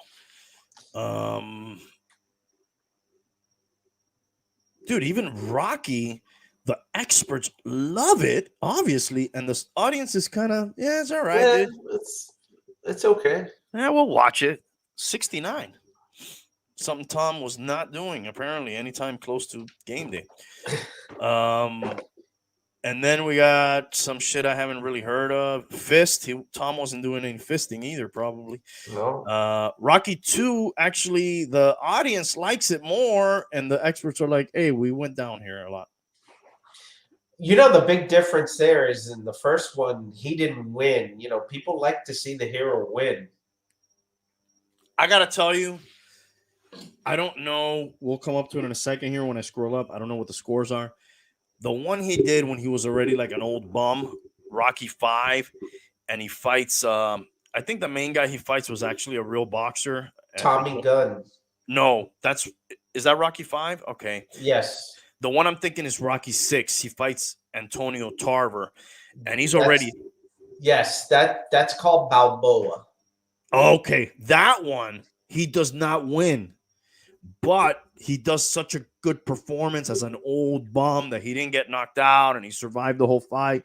He doesn't even wait for them to announce the winner. He walked out, and I thought, man, that was pretty fucking dope. I like the way that they ended that movie. It was more realistic, like, hey, it didn't make him win, but like he went out with some pride and it was still good. We'll see what that one does. I liked that movie. And I think that's the last Rocky movie I've seen, even though I've heard the Creed ones are pretty good. Yes. First Blood, everybody likes that one. I like that one. I thought it was excellent. Rambo First Blood Part 2. Why didn't they just call this Second Blood? Why was it First Blood? And what does that even mean? Do you know? What, First Blood? Yeah.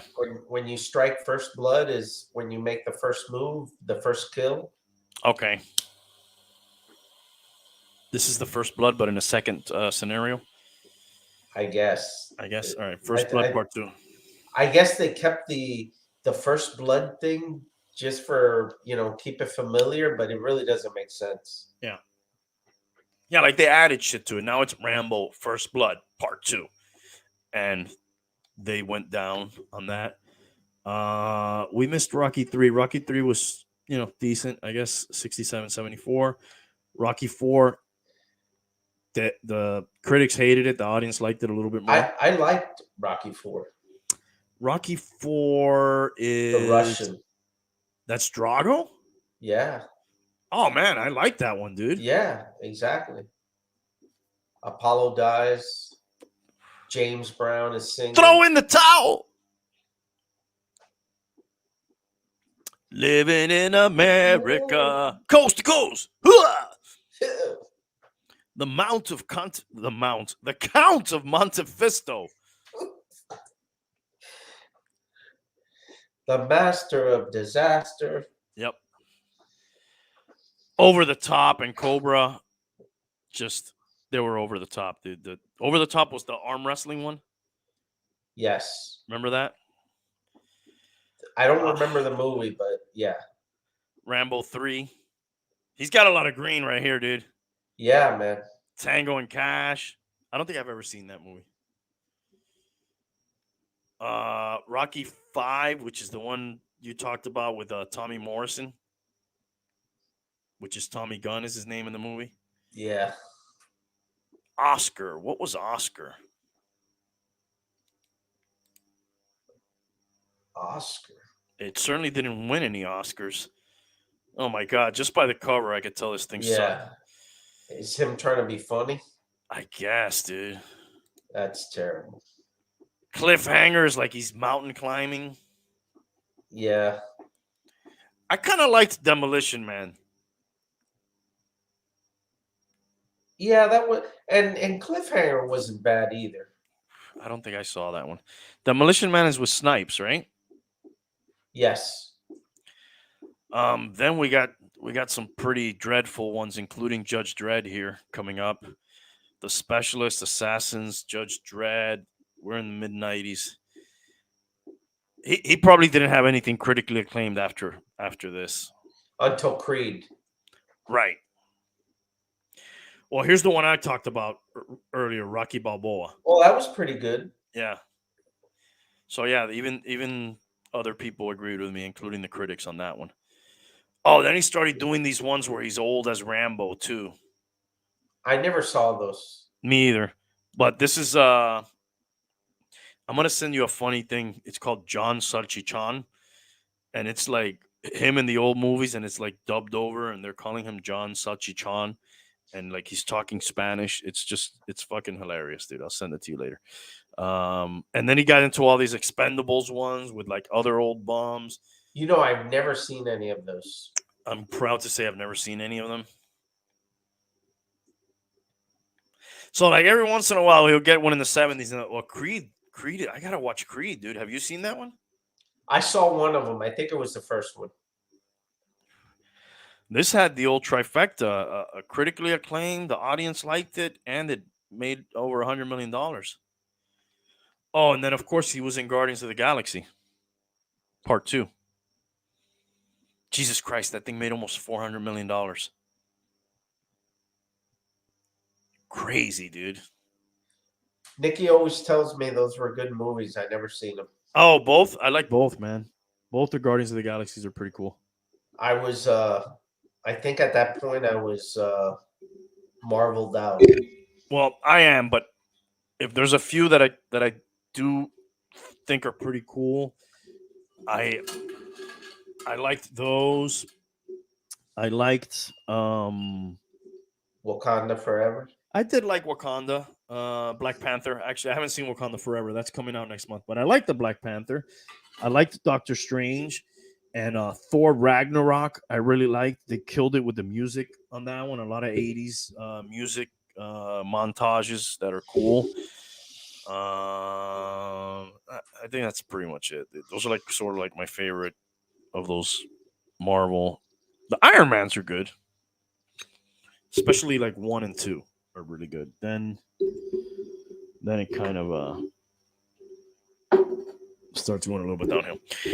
Creed 2, even that's pretty good. 80, 83. Yep. Rambo Last Blood. Oh, look, Suicide Squad up there. Yeah, what is that? Is Frank Stallone? What is that? That's his brother, right? Yeah. I forgot about Suicide Squad. He's a voice, and that only made 55 million. That's got to be like a major flop. Yeah, that has to be like a financial disaster. Yet the critics gave it a 90, and the audience gave it an 82. I don't know what these other things are. Rocky versus Drago, 2021. I don't know what. Samaritan. Well, I guess there's some similarities between all these guys. Action. Who was number 3 behind these guys in the 80s? I guess, though, if you ask yourself, what is The Rock's iconic? What is The Rock's Terminator? That's the point I was trying to make earlier when I was like, yeah, you talk about Arnold, you got Terminator, you got Predator. What's the one where you're like, oh, dude, you got to see? Yes. What's the essential Rock movie? I don't have one. Yeah, because let's look at the ones that are highly rated there. I mean, like, you throw me a Fast and the Furious and you tell me Fast and the Furious 7, I'm like, I don't even fucking know which one. Like, there's so many of them. It's like, those are not Rock movies. They just put the Rock in the Fast and the Furious, right? Those are, for me, those are more like, that's Vin Diesel's shit, right? Yeah. And they just happen to fucking throw in the Rock. I don't even know what these other 2 things are. Beyond the Mat looks like some sort of wrestling documentary, possibly. So, like, I can't even really count that. Yeah, it's a documentary from 1999. So, can't count that. He's not acting in that. The other guys, and he's always like that in the movie, doing something like that, right? Yes. Something that forces him to flex so you could see his muscles. Right. Like, who flexes that hard on the fucking he's double flexing. He's like, let me put my hand here and let me do it with the fucking walkie-talkie here. This is a comedy action. So, if we're gonna do it by that, he's no Arnold. Let's go further. So what? Jumanji? Jumanji 2?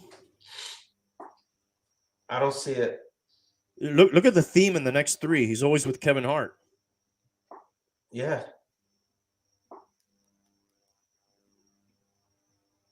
But those 2 guys have blown up in recent years.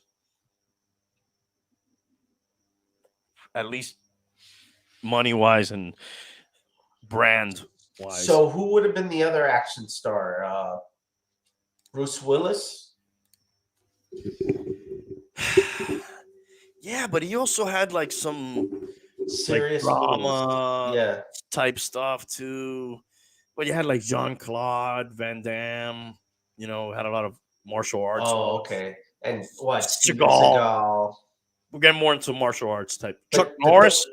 But those guys never made movies even of Stallone and I think that's a subcategory. I think Chuck Norris, Steven Seagal, they all belong together. In the martial arts category. Yeah. So who would be number 3?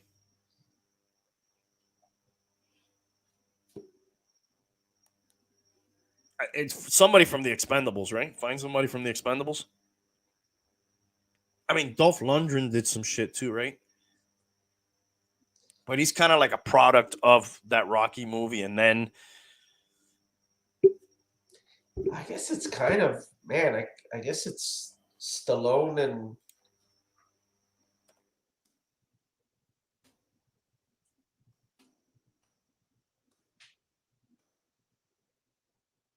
I'm hard pressed to find somebody other than those martial arts guys. Let's look up Van Damme for shits and giggles here. Let's take it back. Oh, there's a lot of green here, dude. No retreat, no surrender. That's his first shit in '86. I thought he would have started earlier. Dude, Bloodsport, I used to love that movie, dude. I remember when I saw that, I was like, holy shit, dude. I want to do fucking martial arts. Only made 10 million. Wow. I guess that became a fucking DVD legend kind of fucking thing. Everybody rented that movie, dude. Harrison Ford? No. Harrison Ford, what?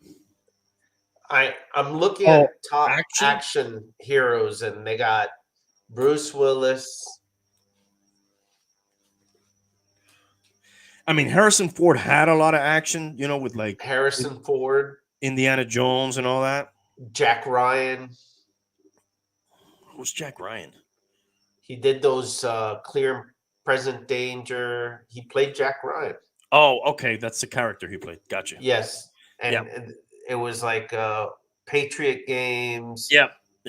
Clear and Present Danger. Yeah, those are based off books. Yeah, of John Clancy, Jack Ryan. Mm-hmm. But I don't consider him like an action hero. But I guess I think he is, in the purest sense, it seems. I mean, they count Bruce Willis in there. Yeah, sure. You had all those diehards, and later I think he was in those Expendables ones. But like 12 Monkeys is one of my favorite movies. I don't consider that like that's like a sci-fi. Yeah, I guess he's kind of doing action. Yeah, it's kind of action sci-fi. Fifth Element. But then, you know, Sixth Sense, he's not doing action there. No. Those guys are more versatile. Like Stallone and fucking Schwarzenegger, you are knew pure that, action. Yeah, that's gonna be fucking adrenaline, fucking Harrison Ford and Bruce Willis are more flexible, more versatile. Yeah, I don't know if they've won any Oscars, but like you wouldn't be surprised if they were like nominated and shit, or they Even may have. Stallone won an Oscar. Okay, yeah, you're right. But that's more like a dude. Those guys are making like straight up dude movies, you know, like maybe somebody's convincing his girlfriend to go watch it, but like chicks are not generally interested in those movies. So there really isn't like a clear fucking number 3 action guy. No, and then you go further back, and then you have, you know, the killer cop and the killer cowboy and Clint Eastwood, you know.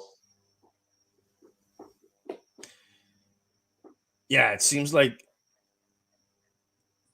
but that was the action of that time, right? Yeah, like being a cop or being a cowboy. That was kind of it. Like McQueen.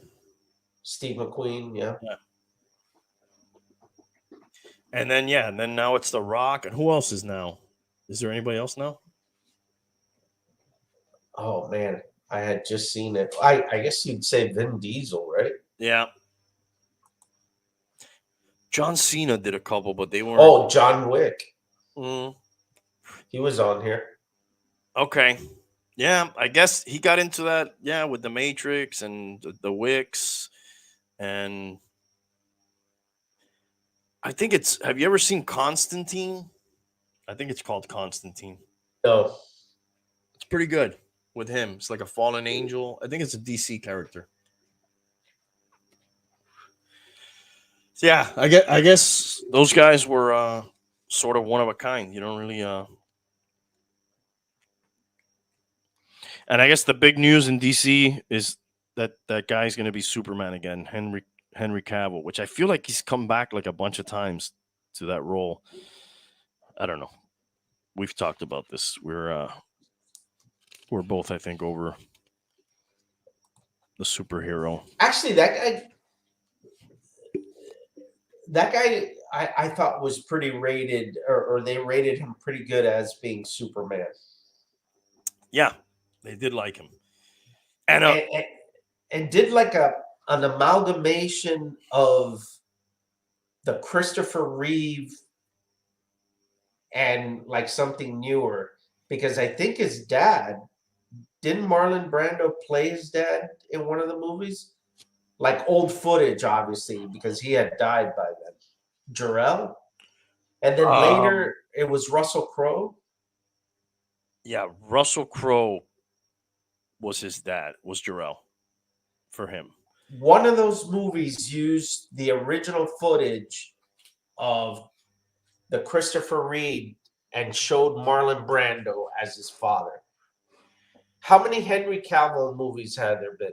Oh, I mean, he did the Superman movie and then the Justice League movie, and then he appeared in other DC movies. But I don't Uh, think in his universe or his movies they did that. I think that may have been the previous.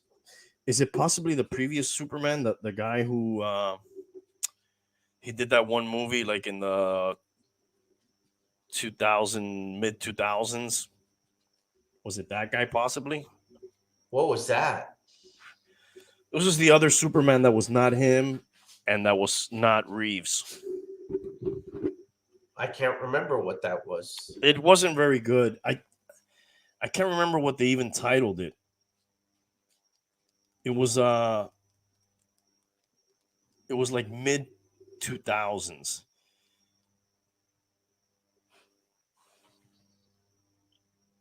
Not Superman, not Superman 2, not Superman 3, not Superman 4. Superman Returns is what that was called. It was this dude named Brandon Ruth. Maybe that's the one that they did that. Let's see. It served as a homage or homage sequel. It's homage, right? Homage sequel to Superman 78 and Superman 2, while ignoring the events of Superman 3, Supergirl, and Superman 4, The Quest for Peace. The film stars Brandon Ruth as Clark Kent Superman, Kate Bosworth as Lois Lane, Kevin Spacey as Lex Luthor, with James Marsden, Frank Langella, and Parker Posey. Okay, I think it must have been that one. What is that thing called? Superman Returns. It has to be that one then. But they don't show his name here. Is it possible they used Marlon Brando footage in one of the Superman movies from Christopher Reeve, but he was still alive, so they would have just asked him to do it, right? Yeah, it was that. It shows Marlon Brando as Jor-El in that movie. Superman Returns. Oh, really? How come he doesn't appear on the? Oh, there you go. Absolutely correct, sir. I just ran into it. Yep.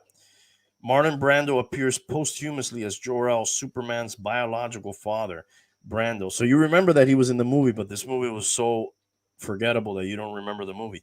Hell yeah, because I couldn't imagine that there was another Superman in between Reeves and Cavill.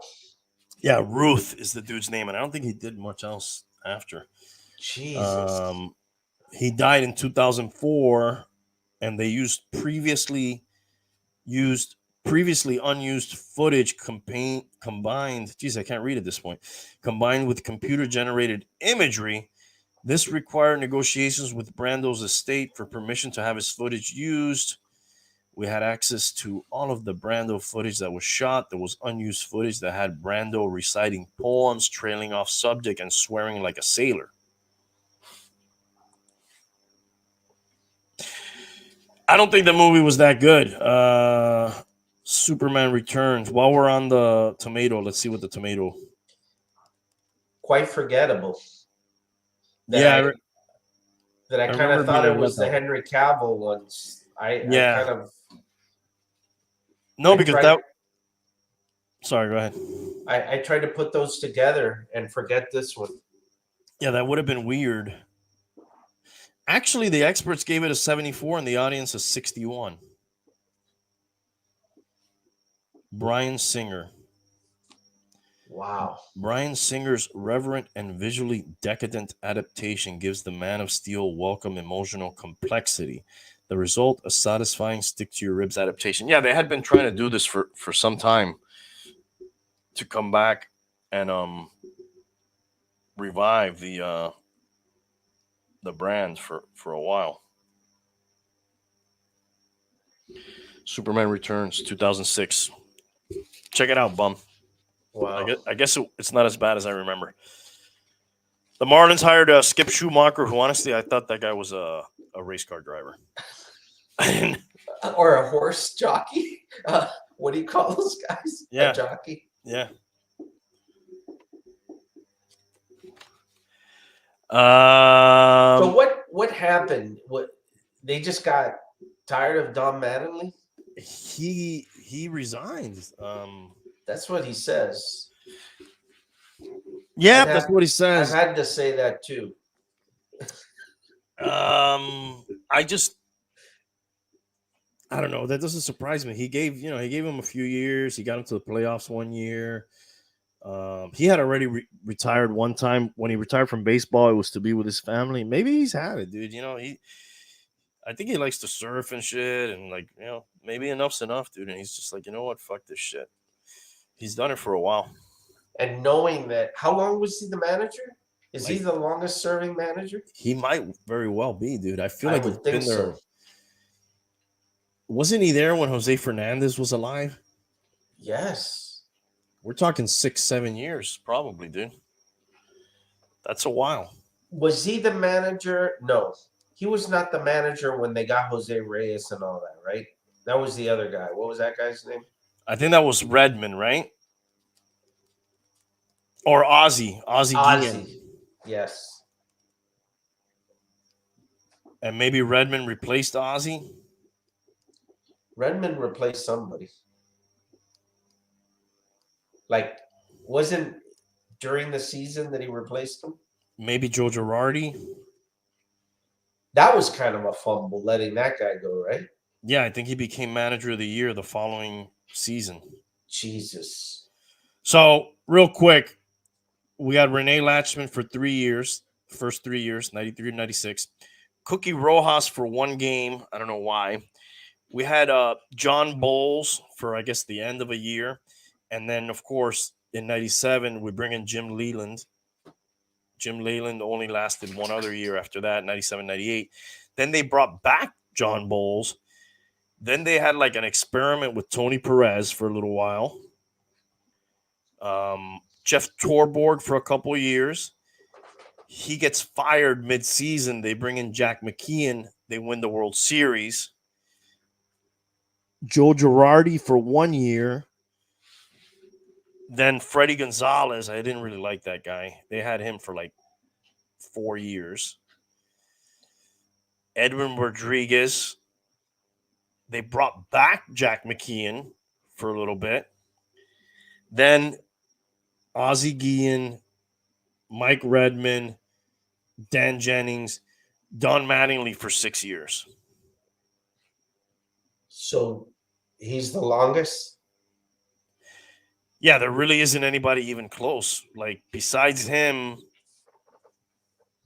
Redmond was 3 years. Freddie Gonzalez was 4 years. McKeon was 3 years. Yeah, I guess Freddie Gonzalez is second best, 4 years there. They raved about that guy too. Did that guy do anything? Freddie Gonzalez? Yeah. Not really, dude. It shows here his record was No, not with us, because I wouldn't expect with us, but after us. Didn't he go to the dude, actually Braves?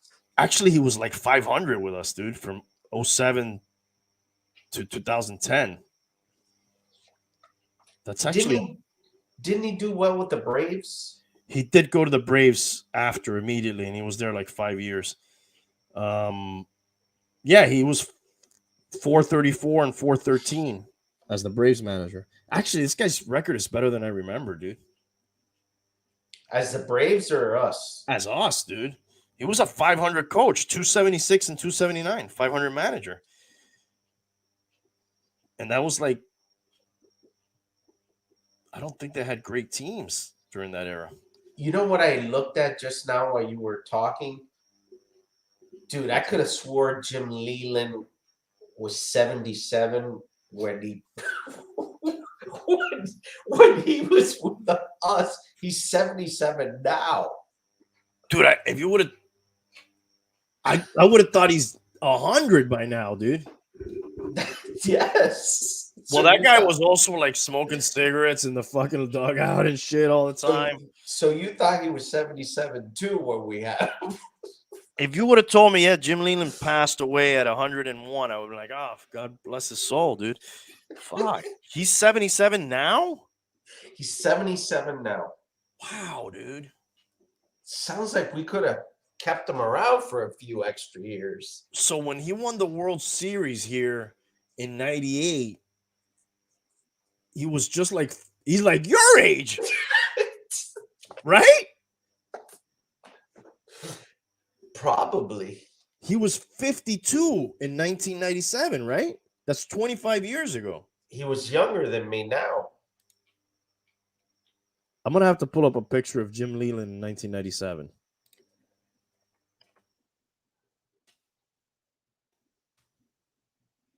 Shocking, dude.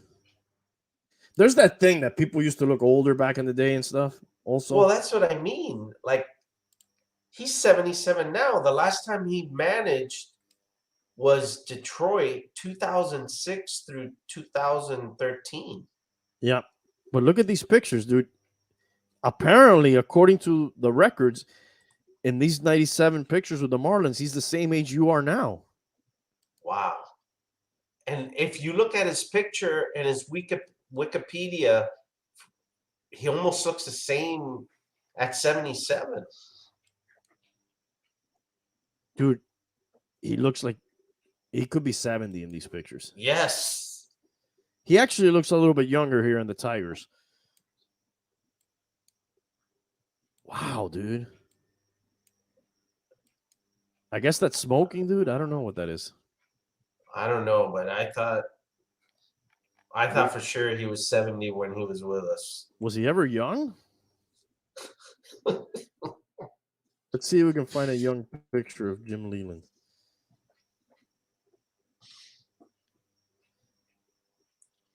Wow, dude, that's even this picture's from 1989, dude. Jesus. What year was he born? 1944. So what is he, 40? He's 45 years. He's my age in this picture. Jesus. Look at that picture up there with the Pirates and that goofy hat. Oh, yeah. I kind of like those hats. This guy's like fucking Benjamin Button, dude. The further back we go, the fucking older he looks. He was like 20 years old probably in this picture. And he looks like he's 40. Wow.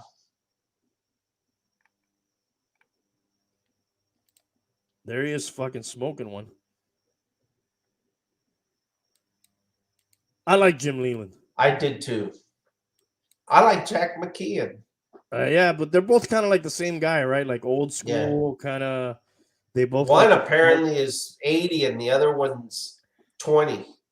Jack McKeon passed, right, recently? Did he? I thought he did. Let's not kill him. if he's not dead, but I thought he did.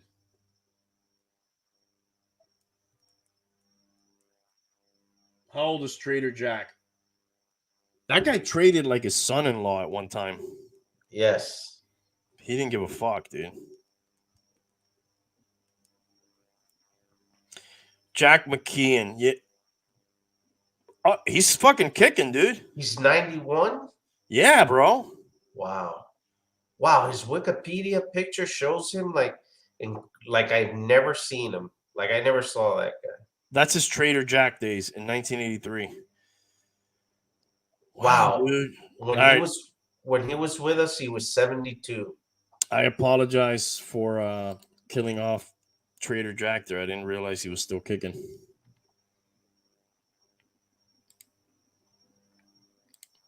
Here's McKeon sparking one up, dude. Wow. Dude, this is him in 69. Dude, he looks older. And you said he was born in 44? Yes. He's 30. He's like in his 30s here? I don't get it. What the fuck, man? I don't know if that's him. This guy's the Benjamin Button, dude, of fucking MLB. Crazy. Shout out to Jim McKeon. Shout out to Jim McKeon, Jim Leyland, and Jack McKeon. Jesus Christ. That's when you hang out with the bulb a little too much. And Jameson Winston. What else did I have to wrap it up here?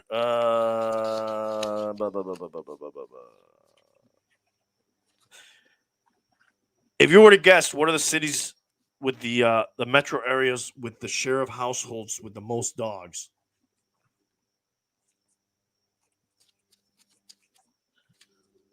Wow, I would have thought some rural cities, but that's probably completely wrong. I'll give you one. Riverside, California is number one. 46% of the people have dogs. 24% has one dog. 15% has two dogs. 7% has three or more dogs. Jesus. The other 54% do not have dogs. Phoenix, also 43% of the people have dogs. Dallas, 41% of the people have dogs. Houston, 37%. And I'll give you Miami, 23% of the people have dogs in Miami. What about New York? 22%, just below us. Yeah, so those places that are considered a little bit more open space, the Californias, the Arizonas. Texas. Yeah, Seattle's up there, though. They got 34% on Seattle. The people have dogs. How'd that one come up? Oh, it's just some notes that came up when I was reading different stuff. I have one for cats here too. Philadelphia's top for cat people. 23% of people have cats there. Seattle, 22% have cats. Phoenix, 21% have cats.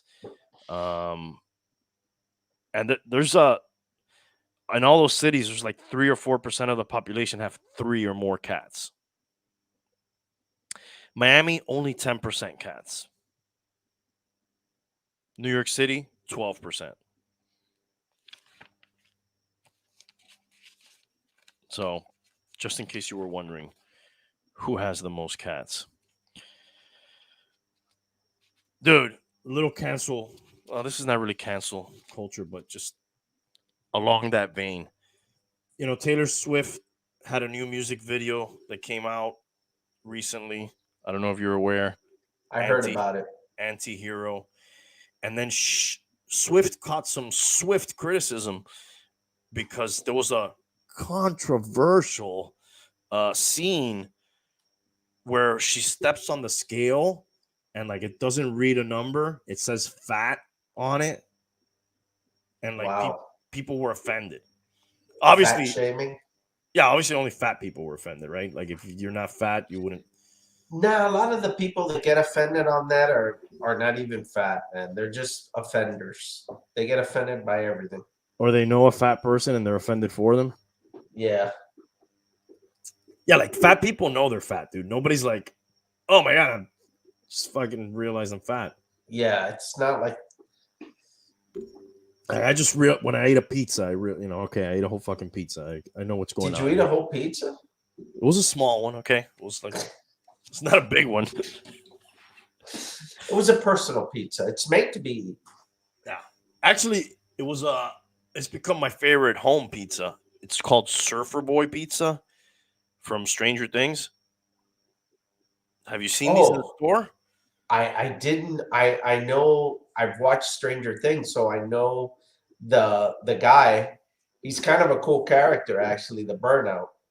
I'm telling you, dude. When you want I to didn't know they had the real pizza though. It's fucking good, man. Next time you're in the supermarket, do yourself a favor. See if they have it. It's not always available. I find it at Walmart sometimes, but whenever we find it, we kind of stock up.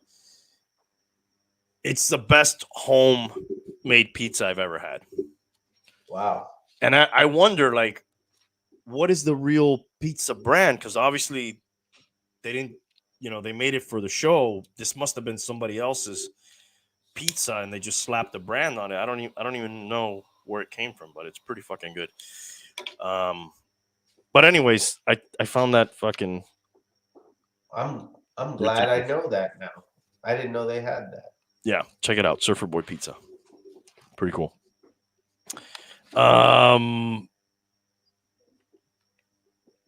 Back to football for a second. Is this it for Brady and Rodgers, you think? I would hope more for Brady than Rodgers. I think, well, Rodgers is younger. If they don't do something at the trade deadline, which is, by the way, is Tuesday. And when you say they, you mean the Bucks? I meant, the Pack. Okay. If they don't do something to help that guy out, I mean, that's kind of fucked up, dude. He really doesn't have any weapons. You could also say this for the Bucks too, right? We could say it for both. Yeah, but they're missing so many things though. And they probably don't have like a ton of cap room. I don't know the numbers. I'm just guessing. Yeah. And let's face it, these people lost Devontae Adams, man. That's like a huge deal. What percentage of the offense was that guy? Yeah. Big Remo chiming in with trade Rodgers. Yeah. I don't see Rodgers seems more like a guy that'll be like, fuck it, I'll stop. Well, the Colts could use him, but quarterbacks go to die over there. Rodgers seems like he's at peace and he could just fucking hang him up whenever he wants. I don't see that guy playing until he's 45. Nah, dude. That guy wants to do other stuff, probably. How old was Big Ben when he retired? 40? 39? That was just last year, right? Yeah. But he had a rougher go of it, I think, than these guys, right? Injury-wise. Yeah, and he was. I think his skills declined significantly that put him at risk of being hurt. Yeah, he's 40 now, so I guess he was 39 or 40 when he quit. Yeah. The Giants are doing good, Remo. I don't think they want to fuck with that right now, dude. They finally got that guy playing decently.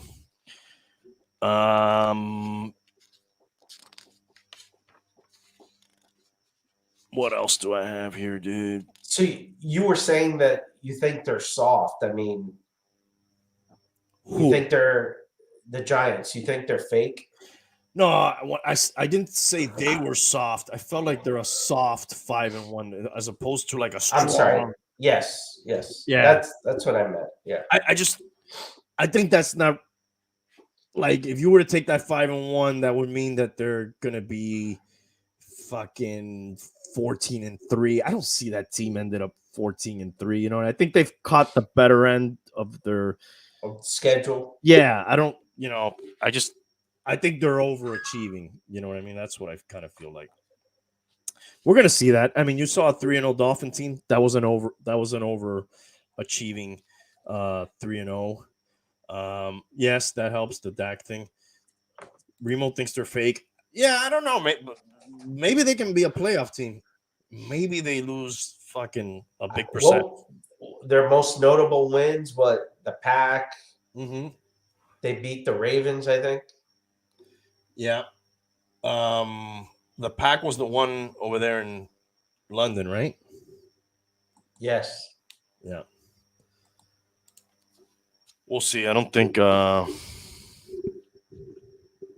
dude, it's Halloween, right? Coming up. We're not going to be on Halloween. By the way, shout out to Ben from Central Utah Paranormal. He wanted to say what's up to everybody. I talked to him recently. He's recovering from like some long-term COVID effects that he's had. So get well soon, buddy. We'll see you another time. But I do have a couple stories, Bum. Quick Halloween stories before we get out of here. Kind of spooky things. Did you know that at the Biltmore Hotel, notorious New York mobster Thomas Fatty Walsh was fatally shot in the Everglades suite, aka the Al Capone suite, in the Biltmore in Coral Gables more than 90 years ago, and his murder was never solved. I only knew that because we used to go to the Biltmore, and that was like a big thing. And we had researched the whole history and the story, just like in there. At one point, that was a military hospital. And they used to say that a lot of the insane from the war, the people that had like really lost it were taken there, and there was a lot of they had sort of like a mental ward and stuff, and that was part of the haunting of that place, was a lot of those souls that were there during that time. By the way, shout out to Danny who gave me the hookup on some Blantons, which I'm enjoying this evening. So yes, apparently some people say his ghost still haunts the hotel, and that he prefers the ladies. And women have reported that they have seen a leering face in the elevator, heard a man chuckling, and felt his breath on their necks. One woman even said she felt someone pinching her cheek, and it was not the cheek on her face, according to her.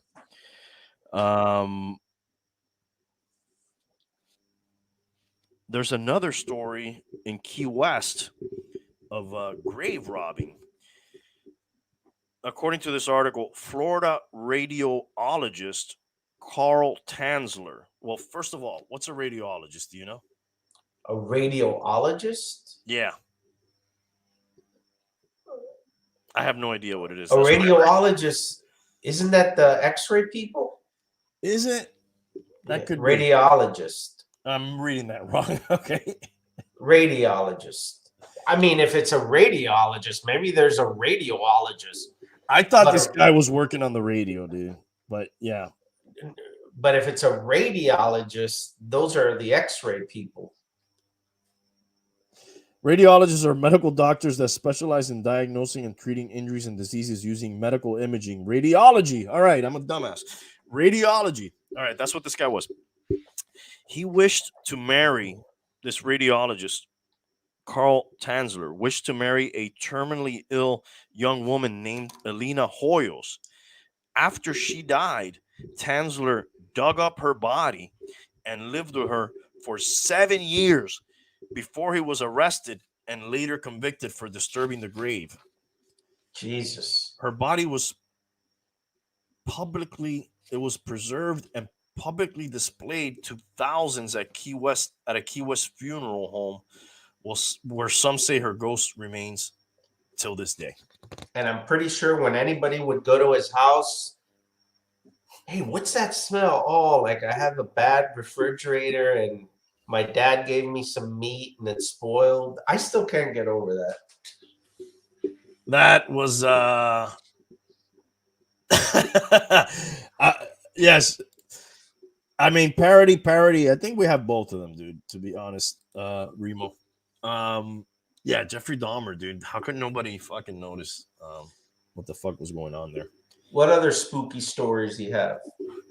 Well, if you're worried about your pocketbook, I know candy prices are on the rise. Snickers and Reese's are up like 14 and 13%. I'll give you these are the ones that have increased in price the most to the least. Snickers the most, Reese's the most, then Twix, Kit Kat. And obviously these are like the most famous ones, right? The most popular ones. Then Nestle Crunch, Sour Patch, M&M's. I consider those one of the most popular ones. They're a little further down on the list. Then Skittles, Starburst, and Butterfinger has gone up the least. But I find a lot of people don't like that one. Butterfingers? Yeah. I don't care for it too much. Yeah. By the way, and I didn't get to see the story completely. It was a headline that flashed across of candy that had fentanyl in it. Oh my Did you God. hear that?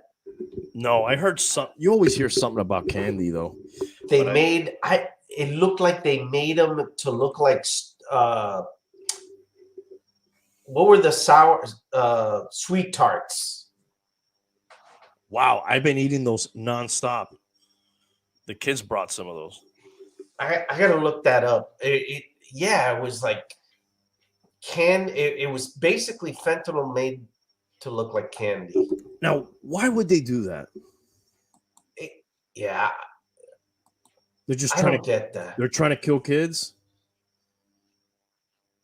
Or oh, wait a second. I read this story. They were trying to bring them in to the country looking As candy? right. I don't think that they're trying to kill kids. I think they were just trying to make them look normal to smuggle them in. Got it. If I'm not mistaken, I heard something about that. Yeah. Although I did also hear something else about some candies. But there's always some shit with razor blades or fucking. But then again, who does that, dude? What is that? Savages, man. But why? There's like the motive is like, all right, I just some kid will maybe eat this and maybe die. I don't even know who. It's just fucking. Remember back in the 80s when they poisoned the Tylenol? Remember that? No. Yeah, there was a time, it was in the 80s, and people were dying because basically they were putting cyanide in Tylenol. And that's when they started to do all the special packaging and sealing things. And But who's doing that? Like Tylenol? they never caught that guy like fucking, or that person. Was it like somebody from Aspirin's fucking hit squad? Hey, their stock's gonna go down. Now they're gonna buy aspirin. Take a look at that. There was conspiracies around that too, or that it was a disgruntled worker, or it was some people thought it was the actual people trying to, promote it, even though how do you promote something that's killing people? Yeah, it just sort of doesn't make sense. These people are the drug part, obviously. They're drug dealers. You're going to want to make money. You just don't want to kill random people. You want to create customers. Yeah, a lot of those stories were old wives' tales, Remo, that they would just fucking make up so you wouldn't eat so much candy, I think. But I never fucking listened to them. Dude, did you ever get like pennies for Halloween? I hated that. Yeah. See, it was usually old people.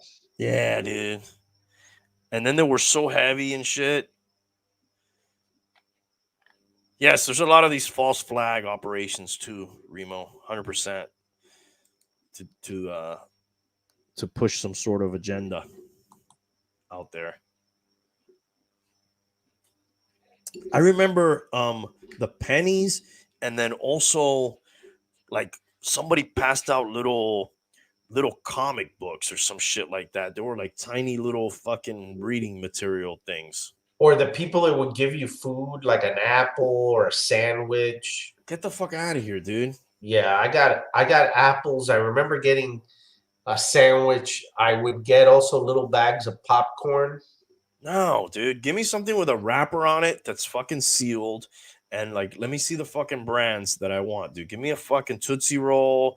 Give me a fucking Starburst, Now and Later, fucking Hershey's, fucking M&Ms. My two favorite candy bars of all time, I don't think they're very popular.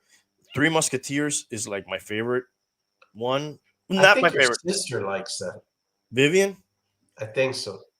Yeah, I think it's a family thing. I think we all kind of like that one. But actually my absolute fucking favorite is Chunky. You ever eat a Chunky? I do with the raisins and stuff. Raisin and peanuts in there, and they're both silver wrapper candy bars. I don't know if that has anything to do with it.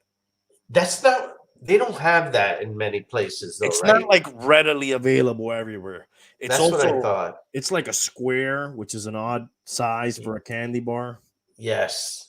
and it's like 4 little squares. But I really like it. I don't know.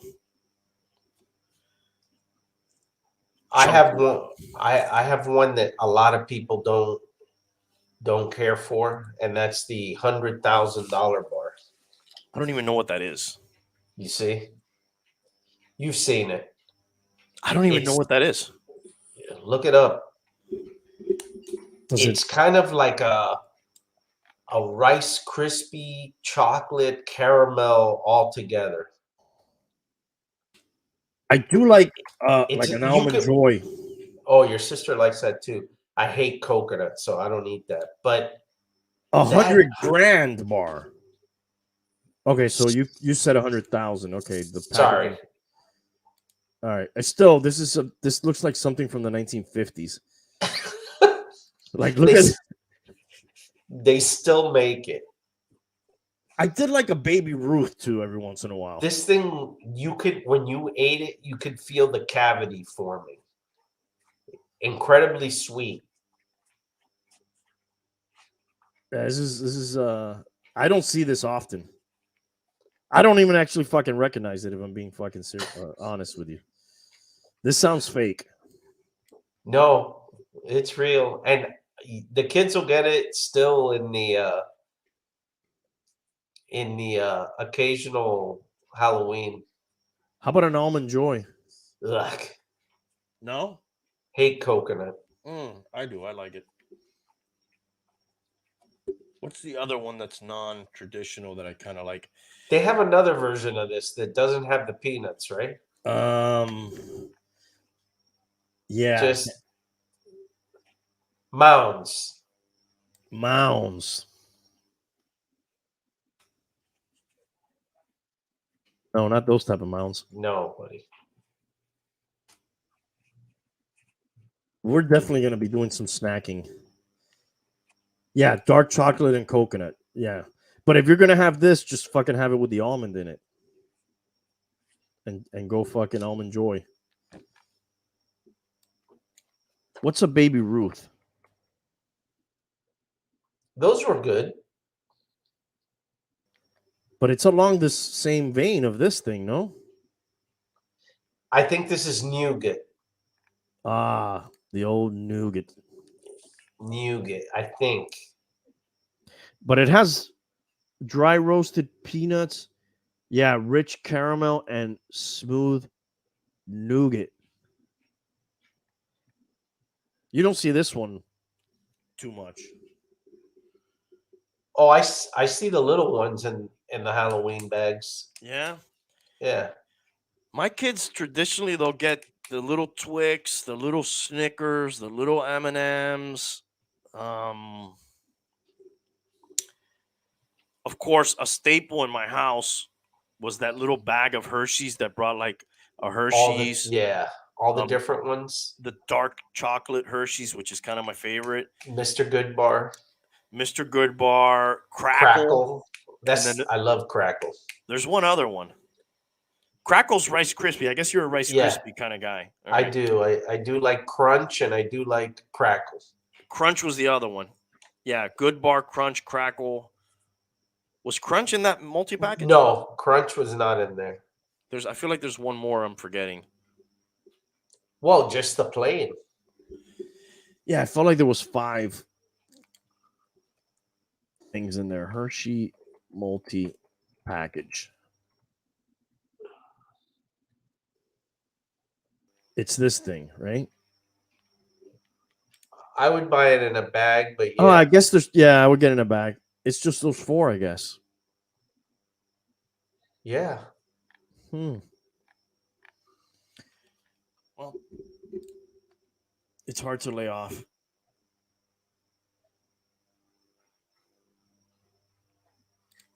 Yeah, they sell them, Remo, but like they're not like everywhere. The stores seem to carry like the main Twix, Snickers, Three Musketeers, Kit Kat. I do like a Kit Kat. Yep. I mean, we're just most of these I've said I like, so we're just kind of confirming. I like to eat these candy bars. What is Annabelle's candy? I'm not sure what that is. Look that one up. You ever heard of that, bum? Never. I'm even like an international chocolate bar fan because I got into like some of the ones from Argentina. They have some good ones over there. Annabelle's candy. Oh, dude, I'm not familiar with these. You ever heard of any of these? I have not. No. This must be West Coast since Yeah, 1950. this seems to be a regional thing. Yeah, I like how their slogan is creating smiles instead of creating cavities since 1950.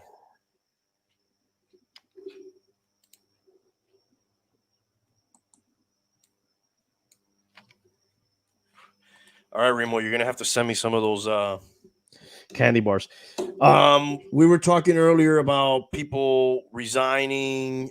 Oh, they're local there. Oh, that's cool. People resigning / getting fired. Musk took over Twitter today, right? Yep. And he immediately like fired almost everybody, and like they had him walk out with a box of shame. Apparently, like a couple of these people. Yeah, and I saw like video of him of uh, Elon Musk coming in with a sink or leaving with a sink. Is that like he's cleaning house, or what does that mean? I don't know if it meant he's cleaning house or he threw the whole kitchen sink or it's some type of. Let me see if they have a. Yeah, that dude was making $30 million. I think his severance package was like more than that he got. How long before he puts Trump back on? Yeah, he says. I think he's considering it. He said he would.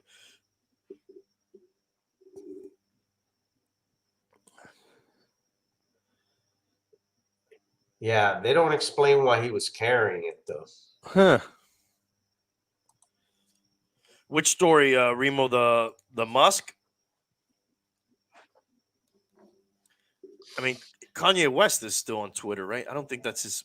He likes to use Instagram, I right? didn't know that guy changed his name. To Ye. Sorry, I don't want to misname him. What is that about?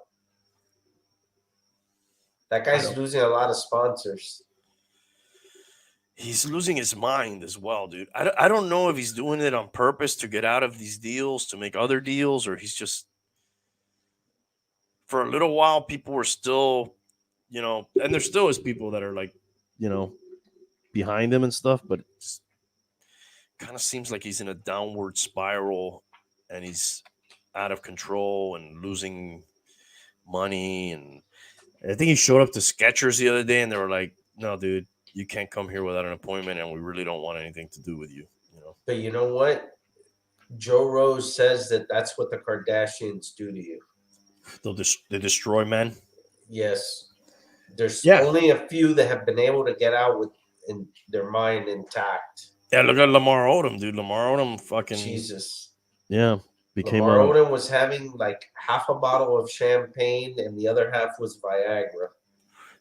No, and he got into all kinds of drugs, dude, too. Like really bad addict. Who else got out of there? James Harden kind of got out of there. He was in there? Yeah, I didn't know that. I think he was with Chloe, right? Yeah, I don't know, dude. I don't keep up with the Kardashians, so to speak. A couple quick finance things I saw in the news that I wanted to touch on. Have you seen what mortgage rates are going for now, dude? Yeah, man. It's completely blunted the buyer market. It's like Because 7%. it's funny we were talking about cars earlier, and when I went, I forgot to ask him that. I wanted to ask him that. when I went like a month ago, we had our own financing through our bank, and it was usually it's like 0.10% or something. Mm-hmm. It was like 3% for us with our financing. Their financing was 6.5%. So their financing was more in line with like mortgage rates. Yes. Wow. Yeah, like right now, if you were going to buy a house, like medium, yeah, 100% Remo. It's just like the worst time. I would wait, dude. Honestly, if I was like in the market right now, because the prices have to come down to make up for that thing. So like you're buying like a $500,000 house right now. I think your mortgage payment from what it would have been last year is probably like $1,000 more. Yeah. Last year they were at 3.1, earlier in the year last year. So in like just over a year, we've like doubled, which is crazy. Also just over a year. Do you remember Matt Damon's crypto commercial last year? Yes. Around this time, fortune favors the brave. And it was How'd that work out? crypto.com. If you would have bought $1,000 of Bitcoin at that time, which the token was then worth 60 grand near its peak price, right now you would have just $340 left. Wow. Oh my God, dude. That's an expensive crib. You can still get something really nice in Miami area for that amount, dude. Yeah, there's still stuff in Miami. But, dude, like a couple of my neighbors put up their house for sale, which they do have 5 acres, but the houses are not like huge houses. They're like, I think a 3-bedroom, 2,000 square foot, something like that. Nothing crazy. 1.5 million, 1.6 million they're asking. Yeah. That's insane, dude. Anyways, so the crypto thing, 66% less in 1 year. It's actually down like 70%. The company slashed 40% of its workforce. There was such a boom, and then it seems like the downfall has been almost just as fast or faster. And Bitcoin right now is around 20,000. And they're saying it's going to get worse, man. Everything's got to get worse. That we're actually going to get into a recession. Well, some people say we already are, but it's actually going to be worse than a recession. A depression. Well, we're close. We're not going to be living in tents on the side of the road, although some people are. Yeah, I don't know. When I hear we're going into recession, I'm like, dude, everything I read is bad news. Well, suspiciously enough, the GDP, the economy report came out yesterday, and we grew by 2.6%, 3 weeks or 2 weeks away from the midterms. Man, those numbers, dude, we know reality, bro. We're buying our steaks, every day. We're buying our goods. We're seeing, if companies are hiring or cutting down. We see stuff, I hear those numbers. They're spinning numbers, dude. They're spinning numbers to which we know the reality. We know when things are going well and things are not. Things are not going well, dude. Like it's obvious, dude. Just look at the gas. They did this fucking Jedi mind trick. We'll put the gas up to 5. What? Bring it down to 350, and then tell them how good it is. And then wait a second, it was fucking $2 just a year and a half ago or whatever. Now I'm happy with 350 because you had pumped it up to 5 before and made record profits. Those fuckers made record profits. Not bad for them. Now the price is going down. We're not gonna make fucking more gas. We're gonna make it more scarce, so you have to pay more. So I don't know, man. I think we've been in a fucking recession, and I don't know when the fuck we're gonna get out of it, dude. But they say we haven't hit bottom yet. That I believe, but then there's different qualifications. What is the official qualification for a recession? I think it's 2 quarters of no growth. We haven't had that. Well, we had growth now, supposedly. I think it's 2 or 3 straight quarters of no growth. That's like 0. That's like after the pandemic when they took everything back down to nothing. Oh, we had a couple quarters of growth. Well, yeah, you opened things, of course. We went from 0 to at least we're doing business. So another thing that, like, what he said that they had so many cars. I started looking at a little camper again. Just before we bought up there in Jensen, which is now a year and a half ago, I was doing that, and then I decided not to do it, and we did that. You had to get on a waiting list for one of those little 17-foot RV camper things. Now the lady said, I have 50 on the lot.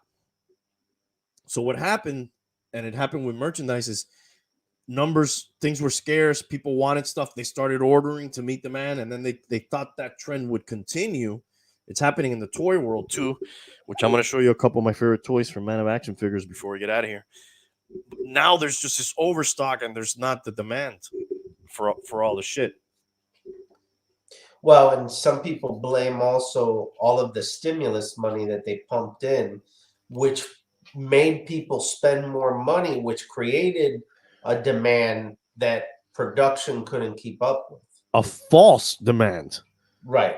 We're only blowing all this money because you gave it to us. Right. Otherwise. And then that created additional shortages on top of the pandemic shortages. It created shortages because people were spending, hey, you know what? I'm going to redo this. I'm going to buy that. I'm going to do this. And it created an artificial boom.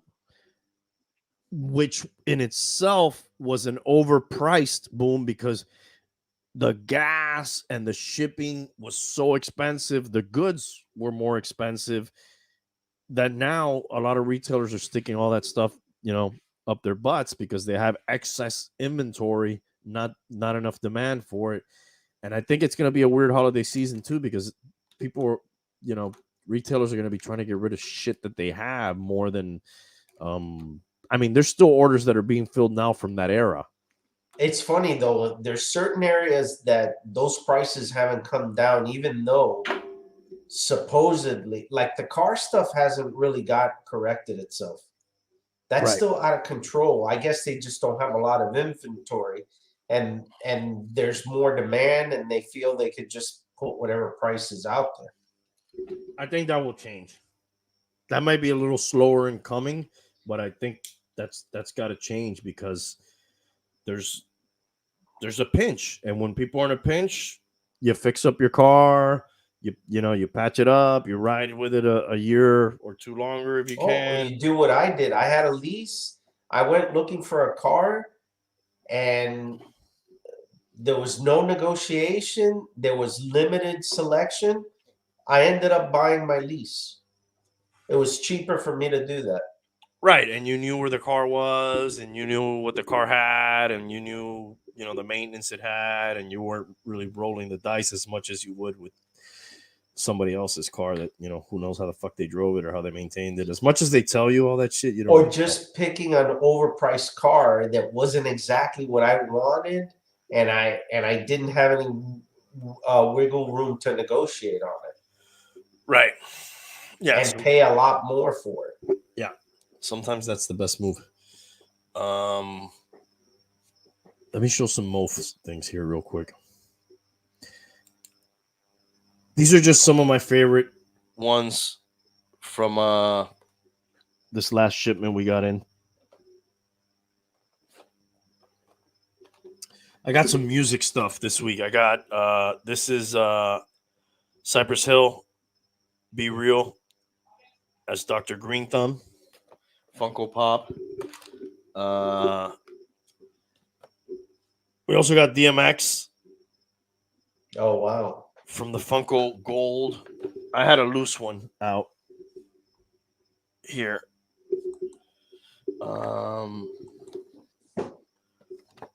This is the Outcast guys. I think I have one of the other guys somewhere else. Andre 3000. Sorry for the glare. I'm trying to get the best picture there. This poor guy's doing terrible. I'm sure we're not going to sell many of these. Russell Westbrook. What happened to that guy? I don't know. What a disaster that's been. I'll tell you, the Heat are in some issues. Have the Lakers won a game yet? I don't know. I know they were like 0-4. Well, we were like 2-4. Let's take. I'm in the middle of the Mauve commercial. Let me not stop. Sorry. I just got one more thing, and then we got the White Stripes Funko Pop 2-pack here. Jack White and Meg White. That's a pretty cool one. Exit the solo. The Lakers lost today or yesterday to Minnesota, and they are now 0-5. I got to tell you, that warms my heart. Couldn't happen to nicer people. How did that team go from NBA champions in a shortened bubble season to crap? I don't get it. They're too old. They're injury. I don't know what it is. It's a disaster. It doesn't look like it's going to get better anytime soon. So what are the Heat up to? The Heat lost to the Warriors a couple nights ago. I think I saw one of their only wins. We beat the Trailblazers on Wednesday. Okay, so that's 2 wins. Well, besides, which game did you go to? The Raptors? The Raptors. Okay. They then lost to the Raptors up there. I guess it was a home and away. So that's 2-2. We lost to the Celtics. And we lost to the Bulls, I guess, on opening night. So they're 2-4, I take it.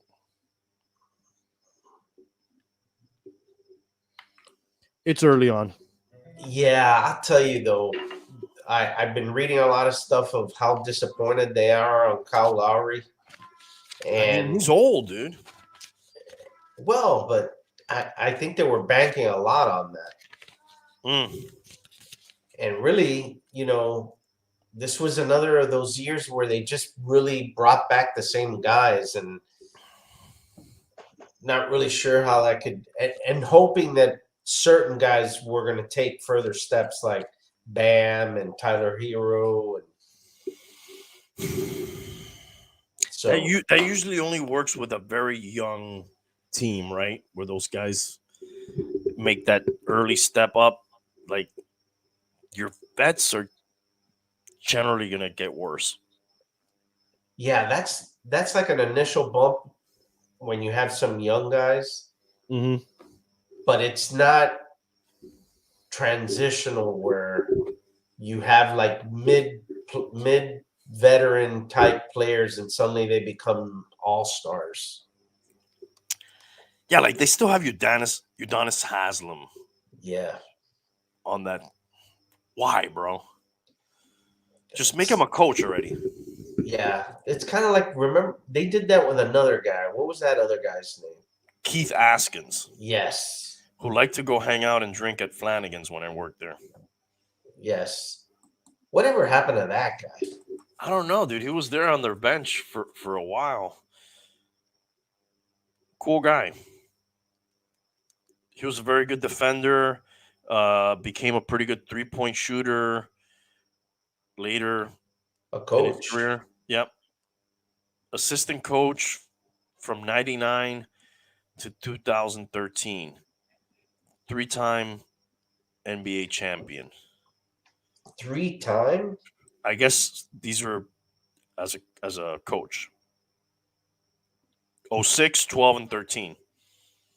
So he was there for the first Wade one and then the big 3 ones. Wow. Yeah, I was thinking about that the other day when my son was born. They were in that Spurs, the one that they won, championship. I remember LeBron being much more likable at that point. It's only because he was on our team. No. I don't think he was like doing a lot of political statements and shit like that. He was just kind of having fun, being a kid. Like it was, I don't know, seemed like a more fun time. I don't know why he left. All right, you ready to call this thing quits? Yep. What's your parting thought? Are you trying to get Giselle Bunchen's number? What are you doing? I'm looking forward to the NFL trade line, which is Tuesday. That should But be interesting. are you expecting anything to happen? What do you? Well, there's a lot of things a lot of rumors about things happening. We'll see if they actually happen. Well, give me a couple of hot ones. Well, they're thinking of, supposedly the Pack are looking for somebody. The Bills are looking for Kareem Hunt. Could you imagine that? They were in the McCaffrey hunt. Are we looking for anything? I read an article that we may be looking for a running back, which I don't Why? get it. We I have don't get that. we have a good I don't- running back. We need to give him the ball more. Yeah. We have on the bench. I would think we need a freaking corner. We need help on the defensive side of the ball. Yeah. Mostert is good. Give him the ball. Edmonds, not good. Put in Gaskin. They're talking about the Giants trading for Jerry Jeudy. They're talking about the Pack trying to get somebody for Aaron Rodgers. So we'll see. Wow, moving on from Rodgers. No, getting somebody. Getting for him him. some help. Okay. Yes. Yes. Sorry. Yeah, so maybe like them getting Jerry Jeudy. Yes. Don't you think the Dolphins should put Myles Gaskin in the fucking mix as the pass catcher more than Edmonds, who's been really a disappointment? Yeah, he has been. He leads the NFL in drops, and he doesn't even not in drop percentage, in literal drops, and he's not even out there all the time. Yeah. You would think like some high volume receiver would be. And that was a big free agent acquisition, supposedly. Supposedly. Yeah. But I don't know. He hasn't. I think I'd rather have even. Do they still have Ahmed back there? Yes, I think so. I think I would rather even have him. All right, bum.